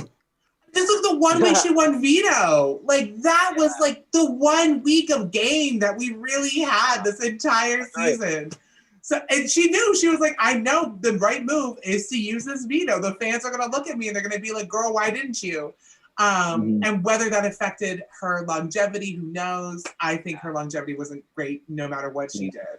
Yeah, Day was so fun to root for this year, and it was great. I think as far as just, it's so tough for Day that right near the end there, she had that unfortunate thing with David where she got duped, and I just feel like that was too bad because that was such a tough situation all around in terms of, because it was like, you're rooting for Dave on and they're like, Day, no, it's like the horror film, right? It's like, stay away. Even in that situation, I blame Nicole more than others. I mean, I think that part of this is that because people like Davon so much, they get very frustrated, like especially frustrated with her gameplay, especially because it's like the way that she talks about the game. She loves it. She comes at it from an analytical perspective, and it's like you think that there's something there, and then when she disappoints you, it's like it's like even more disappointing because you expected so much more. But I mean, I talk about this every week, but like legacy wise, there's something undeniable about the fact that she's been on 3 seasons, and she's been a main character all 3 times. She was out second in Big Brother 17, and she was one of the most memorable characters from that season. And brought back. Being a second boob, brought back. Brought back because of that. Big Brother 18. Like, when you think of Big Brother 18, you think of Nicole, Paul, Davon. Paulie, maybe. Like Davon's up there. When you think of Big Brother 22, I think you're going to think of, like, Cody, Nicole, and Davon is going to be up there. Davon is going to be one of the big people you remember. I really believe that. And she's such a big presence in the jury, and I think that's going to be part of it too. And BB Legends. I mean, if they did BB Legends, I don't think anyone would bat an eye to see her right there. I mean, I think it would be. I mean, she's made that kind of impact on the game as far as her iconic status as a character, for sure. Yeah. The amount of impact for the amount that she's physically done. Like, I mean, you said it yourself. She was on there for a week or 2 weeks. She comes back for another season. She's one of the biggest characters of that entire season. She takes a little and she just gives you gold. Yeah. All right. Above Davon, we have Danny, still in the upper tier, just by a hair. She's managed to squeeze her way back into that upper tier. This is interesting to me. Danny, started the season in 3rd place. One of the most popular players. In fact, she was the most popular player coming into the season. She was at the top of the list in terms of pop and favorite players. Legacy, she was in 3rd. And over the course of the season, she just slowly dropped further and further and further until she landed in the middle tier. And then after being evicted, she actually rose back up just by a hair into the upper tier here, Brendan. Yeah, I mean, I think, when you look at the people ahead of her, I mean, I think, I just feel like she's one of these people that we talk about, people like, Memphis last week, like he had a chance, he could have won the game if a couple things that went differently and things. And she's just one of these players that really seemed to put herself in a position where there was just no daylight. So if you're purely looking at the BB22 game, I definitely think I don't think she should necessarily be higher than anybody else. I mean, I think if we're talking, like we said, we're talking legacy, if we're talking iconic status, I do feel like someone like Day has sort of like, done more for their legacy, certainly this season than Danny has. But she was a big part of the season. I mean, in terms of the way that, she was on the screen and stuff. But I don't know. I definitely don't think she should be any higher. And maybe you could put Day above her. Let me say this. I think that Danny saved what remained of her legacy by winning that wall comp. That if she goes out that week, which if Tyler had won it, or if many other people had won it, she would have gone home that week. I think that she would have been, out as the first juror, hadn't won a single competition all season, and that would have been it. And she, more importantly, she would have been part of the power structure dying. But by winning that competition, we got to see a little bit of like, ooh, Danny won a competition. She was very messy during the HOH reign. People didn't like what she did, but it was very messy. It caused some entertainment. And then by the time she eventually is evicted, she's actually one of the more fiery people left in the game, and you kind of wanted to see more from her. And so instead of being excited, like, ooh, the power structure is being broken up, you're like, oh no, I kind of wanted to see what she was gonna say. And so I think she comes out with she just manages to change the taste in your mouth of Dani right before she leaves, and I think that really helped her cling in here into the upper tier. I think Dani is going to be remembered from the season for doing the reverse quote unquote mistake from her first season. That she was so scared to end up with the same result that she ended up, I think she made one placement better than she did previously. But what was the case is she was so iconic on Big Brother 13 because she made those decisions that people, including myself, still have that hope for her and love for her as a player, as a person, for her skill, for her personality, that we wanted to see her do well. We wanted to see her succeed, and she kind of continuously was putting herself in not the greatest position. But I would say after the season, I think this is a good placement for her because, she could have dropped further. And this is, I think the drop is deserved, but I still think she's an upper tier player. So I'm good with this placement for her. Mm-hmm. All right. Above Dani is Enzo, who has fallen below Ian and Memphis. Interesting. Oh. Yes, quite the fall from grace for Enzo, who has just been the audience one too many times. Yes. One too many times. It's Enzo made the top tier. Enzo was a top tier player. I think it was just a couple of weeks ago.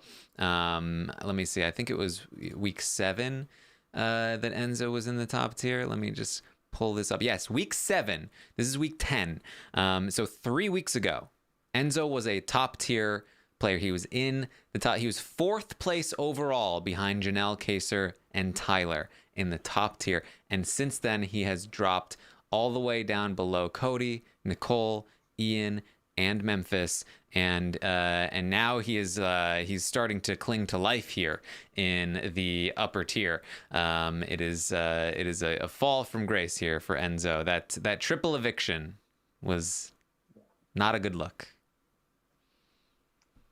Yeah, I mean, even when you look online right now, he's sort of become the poster child for what was wrong with the season, right? I talk about legacy. It just feels like when you're looking online and Twitter and all this stuff, the frustration with players who won't make a move, it started to sort of localize around Enzo. He feels like he's become that person right now. I think what is unfortunate is I don't think that Enzo's game has really been able to be displayed the way that he played it. I think that Enzo played a brilliant floater game this season. The issue was he didn't need to be a floater because one side just consistently dominated. So I don't think it's not the issue. I just don't think we got to see the complexity of his game. He was fantastic at being good with literally everyone. He was never really a target. Strategically, we didn't get to see him being the active force in making a move. He was a lot more passive. He always ensured that he was protected. I think that from the season, what I'm going to remember him is his ability to be a fantastic social player.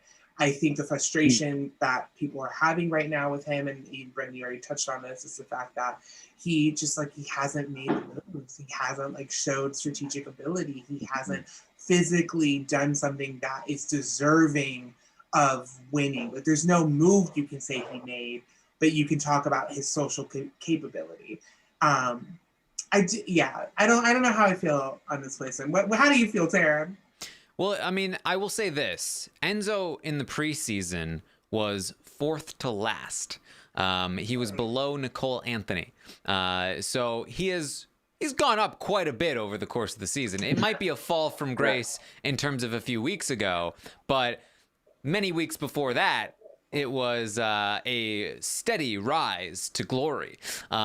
So there is something to be said about that. I think also, I think that, he very recently just accomplished the goal of never being nominated all season. There are very few people that have that on their resume. That I think is gonna help him. I also think that whether he makes the final two will be important. I think because people expect Cody to beat both Nicole and Enzo. Like normally, I would say, in legacy wise, I would take third over second. Because most people will be like, well, if you lose the jury vote, then you were never going to win. But third place, they're the fallen angel. But in this case, I actually feel like getting cut in third place is the worst position because you both lose to Cody anyway. So making second, I think, is actually better for his legacy. He improves his placement on the previous game, and it's like this guy clearly does something right. He just has a little bit of something that he needs more, and that's like a much better position than many people are in, right? So I think he's gonna stay upper tier no matter what happens this season, but I don't think he's gonna make top tier again unless he just cuts Cody and wins this thing. And I think upper tier is appropriate. No, for sure. It's like kind of like Sharif said. It's one of those things where he played such a great floater game, but when the game hasn't been so volatile, that's the thing we've been saying the whole time. That kind of game just kind of looks less impressive, right? It's like not to drive all the way through the metaphor, but when the seas are rockier, it's more impressive when you stay afloat. If you're just sort of like floating through something that's very easy, it's just going to look a lot more like not impressive, even though he was prepared for more, right? Yeah, and I think, like, to go off points I've already made, I think if the way he wins this game is by taking out Cody, I think that's how, if he is able to sort of, like, have this relationship with Cody pretty much from jump, use Cody, and then actively remove Cody, I think that, for me, is very impressive. I can validate that sort of game structure. Because, like, what I do want to value with Enzo is I feel Enzo, of most of the players we're coming in with privilege. If you were to put him on a season that is diverse, I see Enzo making the same placement that he's making now. He was able to connect with everyone. And that is impressive to me. In a way that I didn't value his game from BB12, mostly because I just didn't remember it as much. But I remember him now, at the very least, as a very strong social player in a way that I didn't when we left Big Brother 12. Yeah. All right, so that means Cody saying, "I'm not going to pull a you, Cody. I'm getting," then he's going to go way up. Iconic. He's like, Cody, I'm not pulling a you. I think that would be amazing. Brilliant. Like, come on, entertainment. Like, that would be such a great way to finish this season that has been so static. I do, Tammy in the chat says, Enzo told Cody too much information. And I do have to wonder, what would this game have been if Enzo had kept the wise guys to himself? If Enzo hadn't told Cody about the second wise guys, about 2.0, the one with Christmas, where does that leave Enzo? Because if Cody doesn't know about that in the final 5, then Cody is a lot more willing to keep Memphis over Christmas. Memphis is here in the final 4. He still probably wins HOH. He's still probably making the final 3. But now he's in a spot where Memphis might win and take out Cody, or worst case, Memphis wins, takes out Nicole instead of Cody. He takes Cody to the final. That's actually great for Enzo. Now Memphis and Cody in the final 2, in the final 3. That's a better spot for Enzo. Or, worst case is neither that happens. They just take out Memphis at the final 4 and he goes to the final 3 with those 2 anyway. But like, I just feel like he's got a little bit of a better spot there, right? With Memphis in the game, he has a little more agency. Just like that one small thing could have been a difference here. The more I talk it out, though, the more I'm probably gonna watch this veto episode and see that literally no one would have beaten Cody and it would have just played out the same way. But Well, I think what we needed to see, and everything you're speaking to, is like, I think what Enzo should have done is start to dismantle Cody's resources. Not necessarily take the shot at Cody yet, because it did benefit him to keep Cody in the game because Cody was so loyal to Enzo and has been protecting Enzo. But I think that's why the move to save Nicole struck so many people the wrong way, because that was such a brilliant opportunity to start removing some of Cody's resources so that you guarantee in that end game that like the second he makes a slip that he's going home.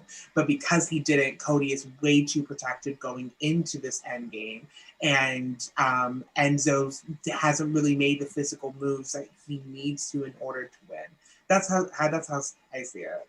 Yeah, and the move where he takes out Nicole and then jumps back. I mean, that would have been the game that really would have been dynamic, right? Where he's sort of like able to, go back and forth. Mm-hmm. And he could have. Yeah, well, so obviously above Enzo, we have Memphis, who left the game this week. He did see a drop from last week, but it was a fairly minimal one. Just about one point or so. So nothing too major. He was neck and neck with Ian. He, with this drop, is now a couple points below Ian, and is likely going to stay there as we see the rest of the season play out.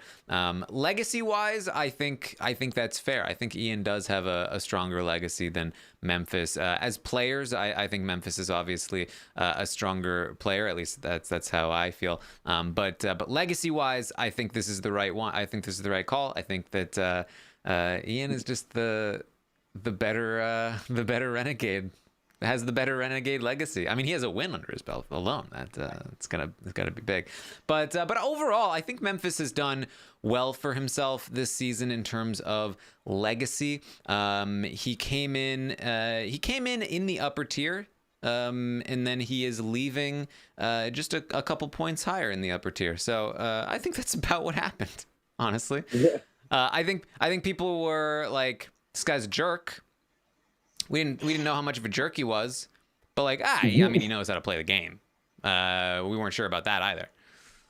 Yeah, here's my only issue with Memphis being this high, because I think game-wise, I agree with this. I think Memphis played one of the better games for the season, and shockingly so. Mm-hmm. I did not see it coming because he was such an old grandpa. But you can't deny it. It was very by the book. It was, very like logical. There wasn't anything innovative about it, but it was successful. I applaud him for his game. I think he did play a good game. I think for me, he's never, maybe I'm different because I wouldn't have put him upper tier coming into the game. He was never really memorable for me. The thing I remember about Memphis is he's the first person to lose unanimously in a final two. Mm-hmm. That's what I remember about Memphis. So I think game-wise, this makes sense to me. I think 2 seasons from now, no one's going to be talking about Memphis and how he affected the season. Yeah, the great thing for Memphis is just that he's one of these people that kind of surprised me too as I was watching and listening to the podcast the last few weeks, that he's one of these people that kind of could have won. Like there was actually like a path. Yeah. I think that's 100%. Kind of what happened here right at the end is not only could he have won, I mean, Christmas wins that competition where she loses that small pumpkin. I mean, he could have actually won. And like we were talking about with people like Enzo and Nicole and Christmas, like could they have actually won? And I think that's where his legacy was helped. It's just that he was one of these people that he might have actually been able to win, which we aren't sure we can say for many other people. Yeah, I mean, he was definitely one of the best players this season, and he's not going to be remembered for it. I agree. I think, I mean, even like the jury segments we're getting, even the way that we were talking about the finals, like he is kind of like, he was the final boss for Cody. But we're not going to remember him. He's not a memorable final. It was not a big fight. It was like, okay, now we're approaching the final boss. It's Memphis, and Nicole just beat him. He's done. That's it. Yeah. If it had happened here in the Final Four veto or in the Final Three, then it maybe could have been a more iconic part of the season. Like Memphis Cody, but he just needed one win. Yeah. One win in the Final Five. That's it. He cements himself, I think, as like, end game, underdog, Memphis, ooh. Instead, it was like Christmas was in that spot, but nobody really wanted her to be in that spot. And then she just lost the first time she needed to win. And so, like, nobody got a win when they needed the win. And that's what people look for. So, like, even if Christmas had won in the final 6 or the final 5, it wouldn't have mattered because she didn't need to win. But if Tyler had won, if Memphis had won, or even if Christmas had won here, like, I think they would have received a huge boost. Because winning endgame comps gives you a huge. I mean, I think we saw that with Nicole last week in the stock watch at the very least. That like she wins a couple competitions in the endgame. It's like, ooh, Nicole. And now it's like, oh yeah, Nicole. Is she? Did we overreact a little bit? I don't know. So. That's where Memphis is going to fall overall. I think it's pretty appropriate. I think basically. I always saw him as a very capable player. A lot of people remembered him as maybe a Dan Lackey, and I always kind of saw it as, no, he's a good player, but he just got really outmaneuvered by Dan, which who wouldn't? And then he comes back on this season in a spot where he's a bit older and he's much less connected than most of the people here. He's an alternate, and he still does well. And I think it really confirms that, like, yeah, he's a capable player, not without his flaws as a player, but you know, I think it's more confirmation than anything else, and I think that's why he's not really moving too far. So above Memphis, we have Ian, who is going to sit there in the upper tier. He did drop from the preseason, obviously, as you know, Ian was like Ian. Now I feel like it's Ian. Which honestly, again, I kind of expected this season. I feel like people still love Ian. That they're especially like first half of the season, Ian. People are like, yes, love Ian. He's a great guy. Always catching on to the power structure. And then it was like, ooh, now he's retreating back. Oh, now he's like being a little weird in this final week here. But now he's in the jury house and he's acting fun again. And I think overall, the level of like people like Ian, but I think a lot of people have like opened their eyes to like gameplay wise. It's not quite there, but he's still Ian. Still beat Dan. Yeah. I think people wanted to see Ian come in and just like show why he won BB14, because there was always a little bit of like, oh, well, he won because people didn't want to see Dan be a two-time winner. But I think there was still respect for him. And he came back and we didn't really get to see that. I always saw people really attributing a lot of success to Ian in this game, and I never really saw it. I think that this is the best outcome for him. For me, I think his legacy is a bit, and I don't want to sound harsh, but I think his legacy is a little bit tarnished from this season, because it was always a like, well, maybe he's one of the greats and we just didn't see it. And then he came back this season and it wasn't there. And he basically went out in the spot he would have gone out in 14 if he hadn't started going on a comp run. Yeah, he sort of like tried to just replicate it, and I feel like he didn't set himself up well at all. But yeah, if that, you know, he got a little bit unlucky with some of those powers. So it's weird with Ian, because like there was a world where like he could have made it through that week, and like who knows? I mean, I just, you know, he just didn't set himself up well. He put so much of it in the hands of luck, you know, like he really put himself in a position where he could have gone further into the game, but he did nothing to ensure that he was going to do that. You know, he was completely at the mercy of other players. And also his reads were just completely off. Yeah, and when I say he caught on to the power structure, like he was told the power structure. It was gifted to him. Like it was given to him that the one time he was starting to catch on. And yeah, like he was always wanting to trust Nicole and Cody and that alliance he had with Danny. He just wasn't really able to see the game as it was actually unfolding, and it's why he ended up in that position. I think for me, it's why I'm going to hold Kevin in a little bit of a higher regard, because yes, there were moments that Kevin had bad reads, but there were moments that Kevin's reads were pretty on the nose.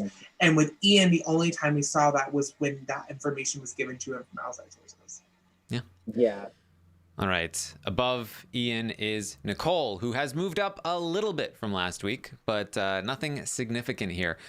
Still in the upper tier for Nicole. I am seeing a massive shift personally in how people are viewing Nicole. I'm surprised I didn't see more of that represented in the Legacy Watch, but perhaps again the Legacy Watch tends to lag, so maybe we'll start to see it later on, or maybe by the time it was supposed to catch up, we're now back around on the she's definitely taking Cody to the end and we hate her again. But winning those two competitions in the end game, and now being like, now that Memphis is gone, like people want her to be the new final boss, because they don't want it to be Christmas, and she's saying things close enough to maybe I'll cut Cody, that it's like, oh, and a previous winner. People really like the stats, and they like, ooh, two-time winner, first two-time winner, it's possible. And I've always felt like there was room for growth in terms of how people saw Nicole, because again, they didn't really give her the credit I felt she deserved for her 18 win. And like all season long, I feel like she's been doing a pretty good job with some, you know, glaring flaws throughout the season. And I think people are finally like, they have a reason to see those things where before they didn't want to, and now they're like, ooh, here we go. Okay, she's doing good. But I don't know if it's gonna last, I think, is the problem. If she wins the game, I think it'll stick, and I think she'll top tier easily if she wins the game. But if she doesn't win the game, if she gets cut, or if she takes Cody and she loses, I think all this goodwill is gonna go down the drain, and she'll just be pretty much this. I think she still will have gained a little bit of traction. Again, confirmation that like it wasn't a fluke in 18, but still, you know, people don't like her very much. So I think what it is for me about Nicole is, because I was starting to see the influx of support, and I completely agree. I think that she wasn't given the credit from her BB18 win that she really did deserve. That was one of those final twos where I felt they both deserved to win, they both deserved to lose, and Nicole was able to pull it out. Good for her. I think this season, the reason I'm always going to be so much more hesitant of giving her credit than I would maybe in her BB18 game is because for me, it's sort of a similar argument I would make that I've already made for Cody. And I just feel like she came in such a fantastic position from jump. She had a lot of relationships coming in. She didn't have a lot of resistance coming in. She was just in such a really great position for success that she was able to sleep until whatever week we're in now, and now start wake up, win a competition or two. She cuts Cody. I think she absolutely deserves to win the game. But that's the only version that I feel that she is deserving. Yeah, I think her legacy, I mean, we kind of said a little earlier in the podcast, right? It's like, she's one of these people, like, if she takes Cody to the end and loses, that is just going to be a dramatic negative for her than even her just not being taken, or her being taken by him and losing. It's like, there's a lot on the line here for her. She might have, I mean, she just needs to really not, because I think people have come to respect that she is a good player, that she has a way of playing the game. But yeah, if she essentially makes that big mistake, it reframes everything, right? Yeah. Yep. Well, I think a major thing with Nicole, and one of the reasons that she has had longevity as a winner coming into the game, is the fact that she is able to convince people that she is not a threat. She's able to convince people what she needs them to know. She was able to protect certain people, certain points. Like, there's a lot of really strong attributes. And I think people see those strong attributes, and I think they want to be able to credit her. And she just needs that final clinch to say, like, no, I am this player. This is the move that I made, and this is why I am deserving of being known as one of the top tier Big Brother players ever. Yep. All right. Above Nicole in the top tier is Cody. Still hanging out there. He did move up from last week, but not too significantly. Still toward the bottom of the top tier. Now, again, I think a lot of people took this survey prior to seeing the results of the veto, and I think the way that you view Cody is going to potentially dramatically change. Like, prior to the veto, it's like, he might be fourth place. After the veto, you're like, oh, he won the game. So I'm definitely curious to see what this will look like this time next week. But for now, here he is at the bottom of the top tier. If Cody wins this game, I don't think he has the legs for Pantheon. I don't think the audience will give it to him. Personally, I feel like he will rise in the ranks of top tier. I think he will probably overtake Kaser, probably overtake Tyler. I don't think he'll go past Janelle. Personally, I think Janelle will stay on top by the end of the season, even if Cody wins, even if he dominates the game, even if he wins unanimously. And I don't think he's going to crack Pantheon.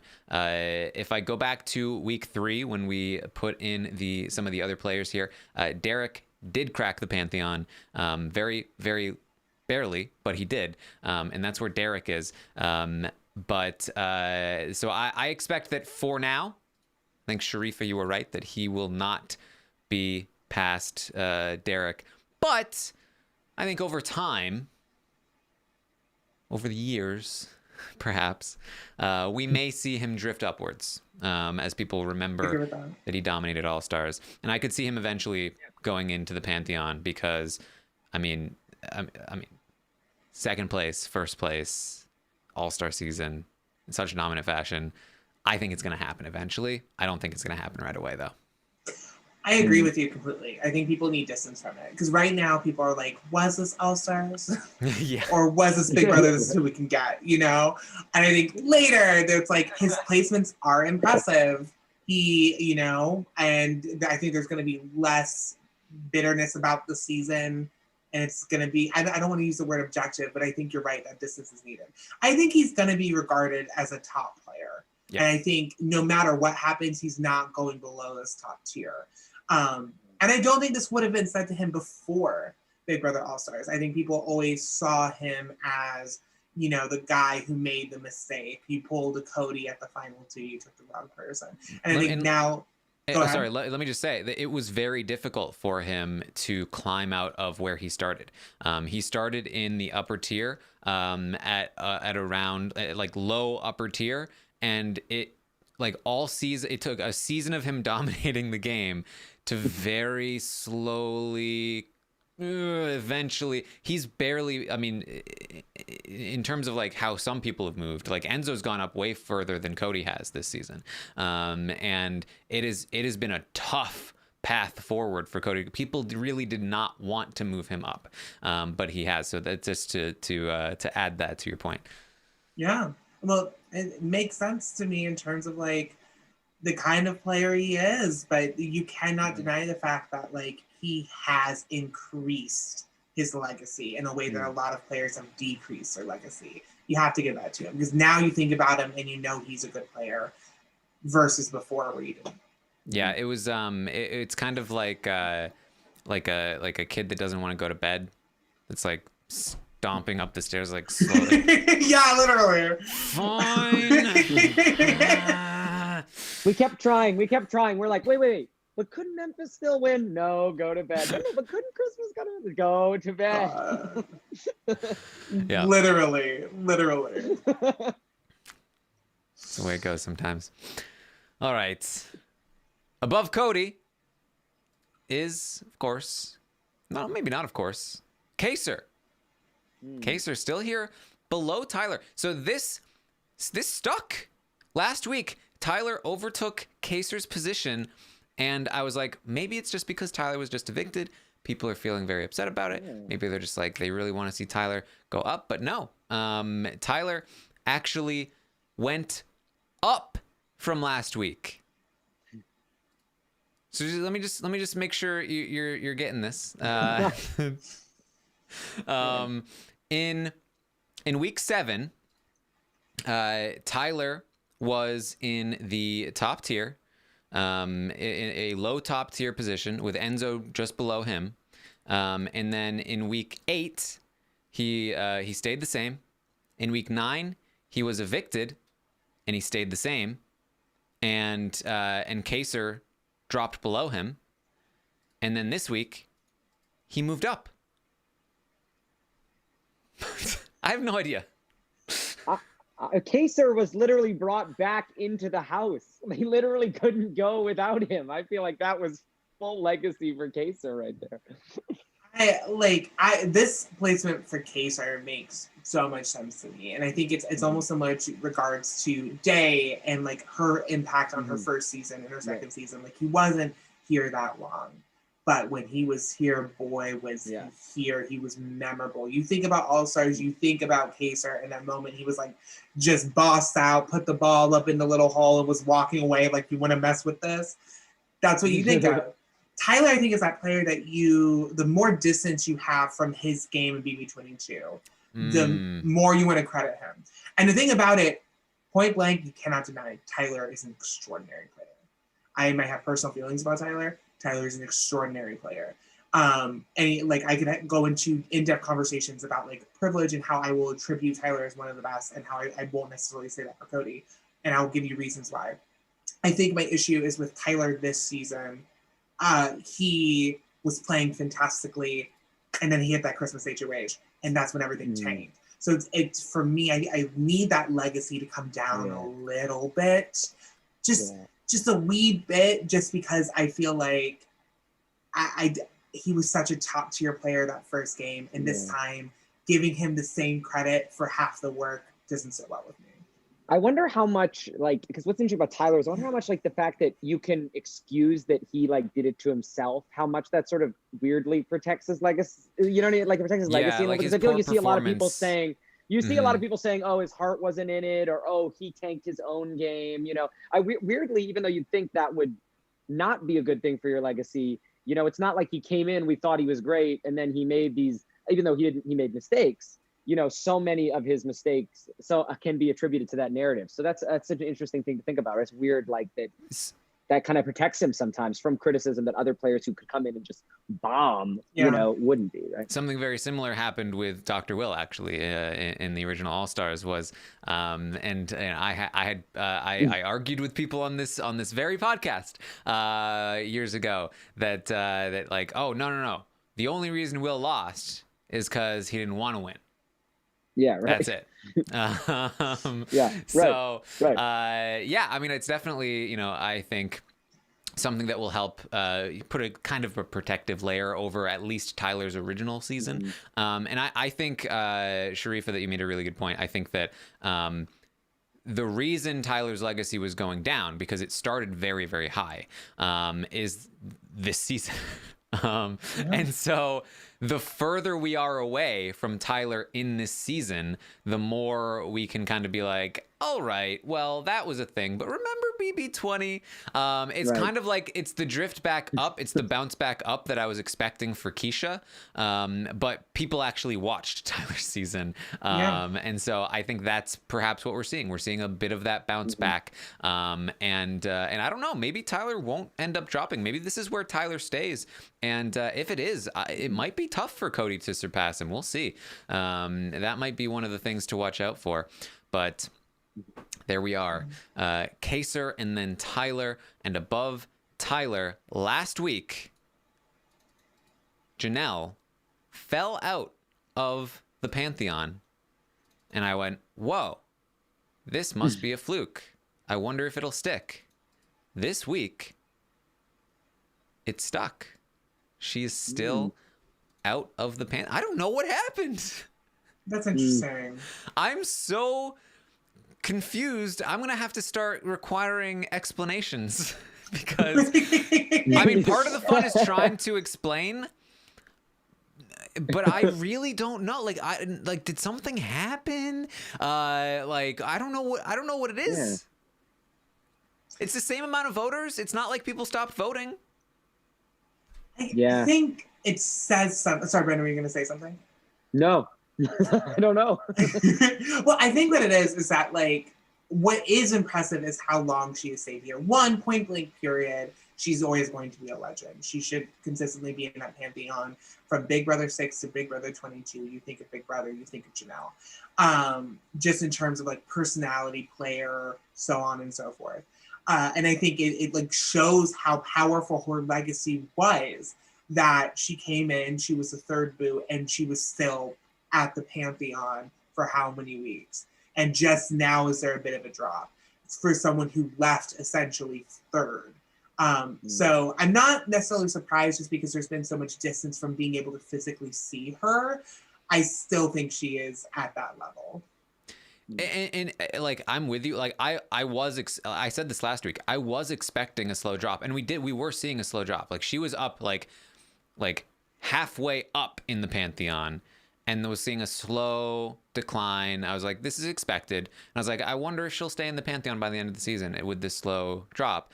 And then last week it was just like, boom, like 4 points down in the top tier all of a sudden. I was like, whoa. And she's same spot this week. Like exact same spot. Which led me to believe like something must have happened, but not as far as I'm aware. I mean, I'm seeing some people in chat say like they don't love her social media presence, but I really I'm kind of at a loss. I mean, I think we're floating some ideas, but Brendan, what are your thoughts? Yeah, I don't know. I mean, I guess, yeah, maybe it is just a thing where either it's, I guess, maybe it's social media presence, or yeah, maybe it is just that she hasn't been on the show that long, and maybe some of like, you know, even after she was evicted, people were still so talking about her, and this idea of Danny was obsessed with surpassing her, and like that legacy maintained. I mean, I think she's Pantheon, but I guess maybe just in the later part of the game, her shadow hasn't quite cast that far, even though for a while there, it felt like even though she was gone, you know, she was still there in the house in a way. People stopped talking about her. Yeah, because we were still discussing her, you know. Yeah, I mean, but even on the podcast, there was so many people discussing still these ideas of people trying to live up to Janelle, people being jealous of Janelle, and all this stuff, right? And it just that sort of stopped a little bit. I mean, it's just so fascinating for me because, again, it's like, I mean, I imagine it's the same people voting every week, so it's not like, you know what I mean? So it's like those people, instead of putting Pantheon, they're just starting to put top tier, upper tier, whatever it is. I don't know. It's interesting. This is why I do this, because it's so interesting to me watching the shifts throughout the season and when they happen. And it's just like, this one is like particularly difficult to pin down, but there it is. And Kaser too. Kaser also dropped the same time, same amount. So it was really just like Janelle and Kaser just, you know, they were the king and queen. But you know what? I did see a Reddit post saying that they were planning on wearing crowns to the finale. Maybe people don't like that. I don't know. I love that. That's so petty. Yeah. And they'll be wearing shirts saying Pantheon as well to get themselves back up.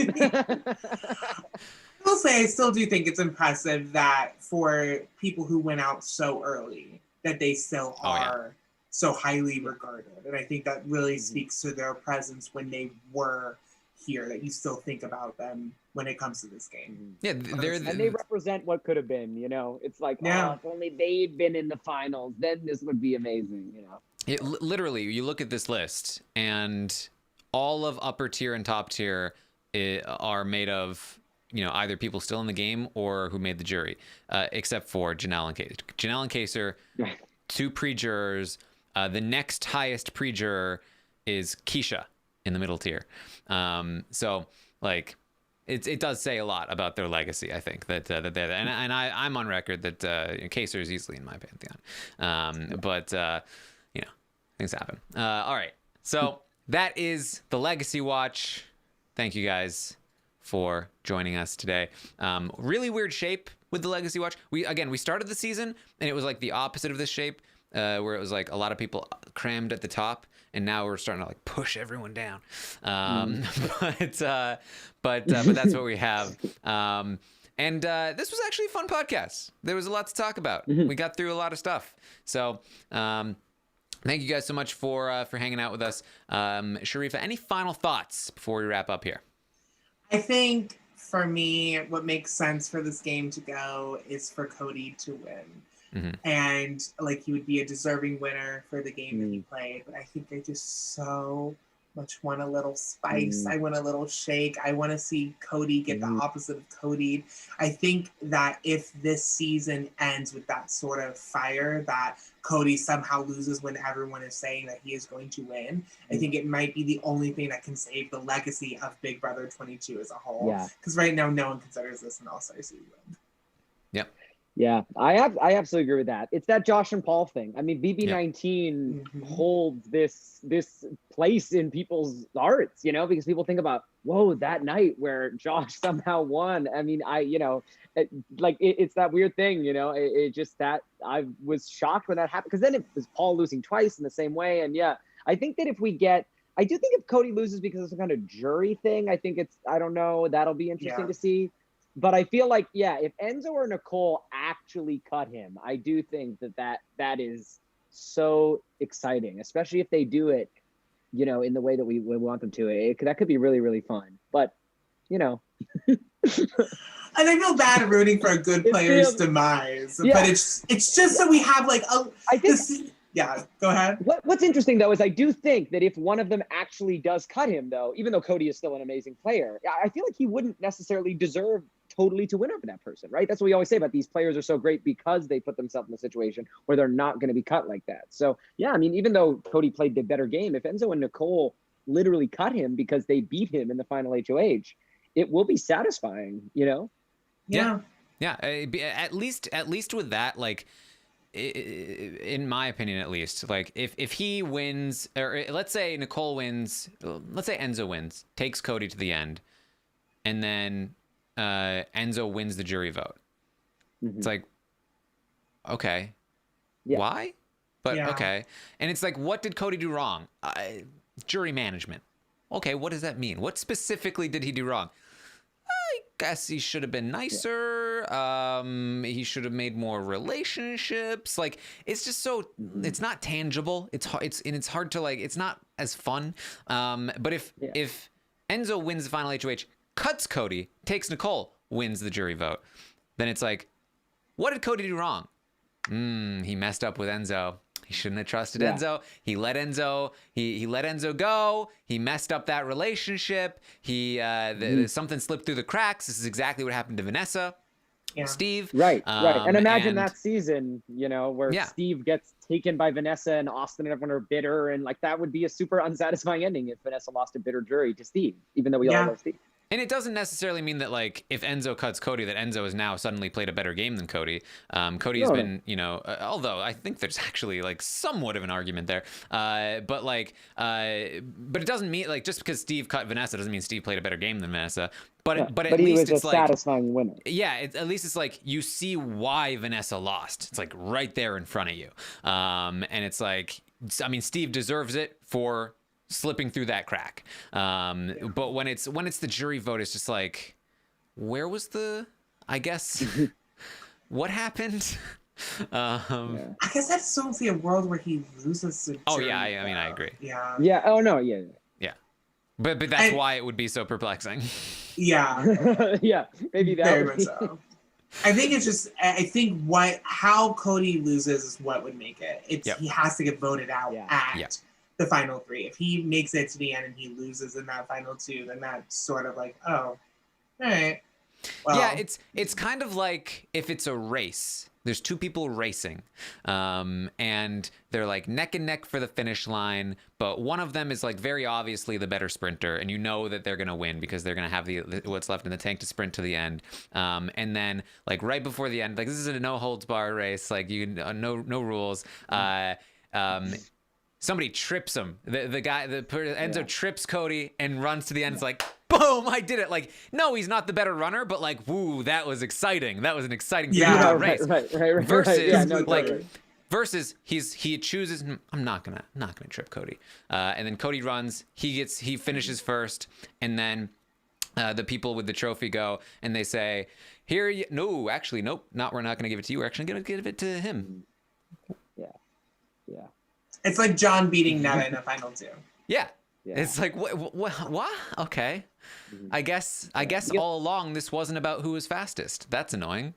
Like, I know. And we've had seasons that have felt that way. The only other scenario that I think is, and this is probably more fan fiction than anything, but I'm fascinated by the scenario where Cody takes Nicole and she is somehow able to like give a great final two where she's like, I'm a two-time winner. I'm here. Cody took me. What a fool that he took me to the end when I'm a two-time winner. Fun. You know, that could be interesting. Yeah. Like that could be fun if she actually, if she takes him, it's not as good. But if he takes her and she basically says like, I did the same thing again. Paul shouldn't have taken me, and then I'm here now again. And I mean, if she can articulate it like that, that could be fun. And if they actually did the jury segment the right way, and they filmed it before, and it was like an hour or two long, and like give somebody an opportunity to actually win votes over, and then we also have like diary room sessions from before and after explaining, well, I came into this thinking I was going to vote, and like, let's say, let's not get too crazy with the artistic license here, but let's say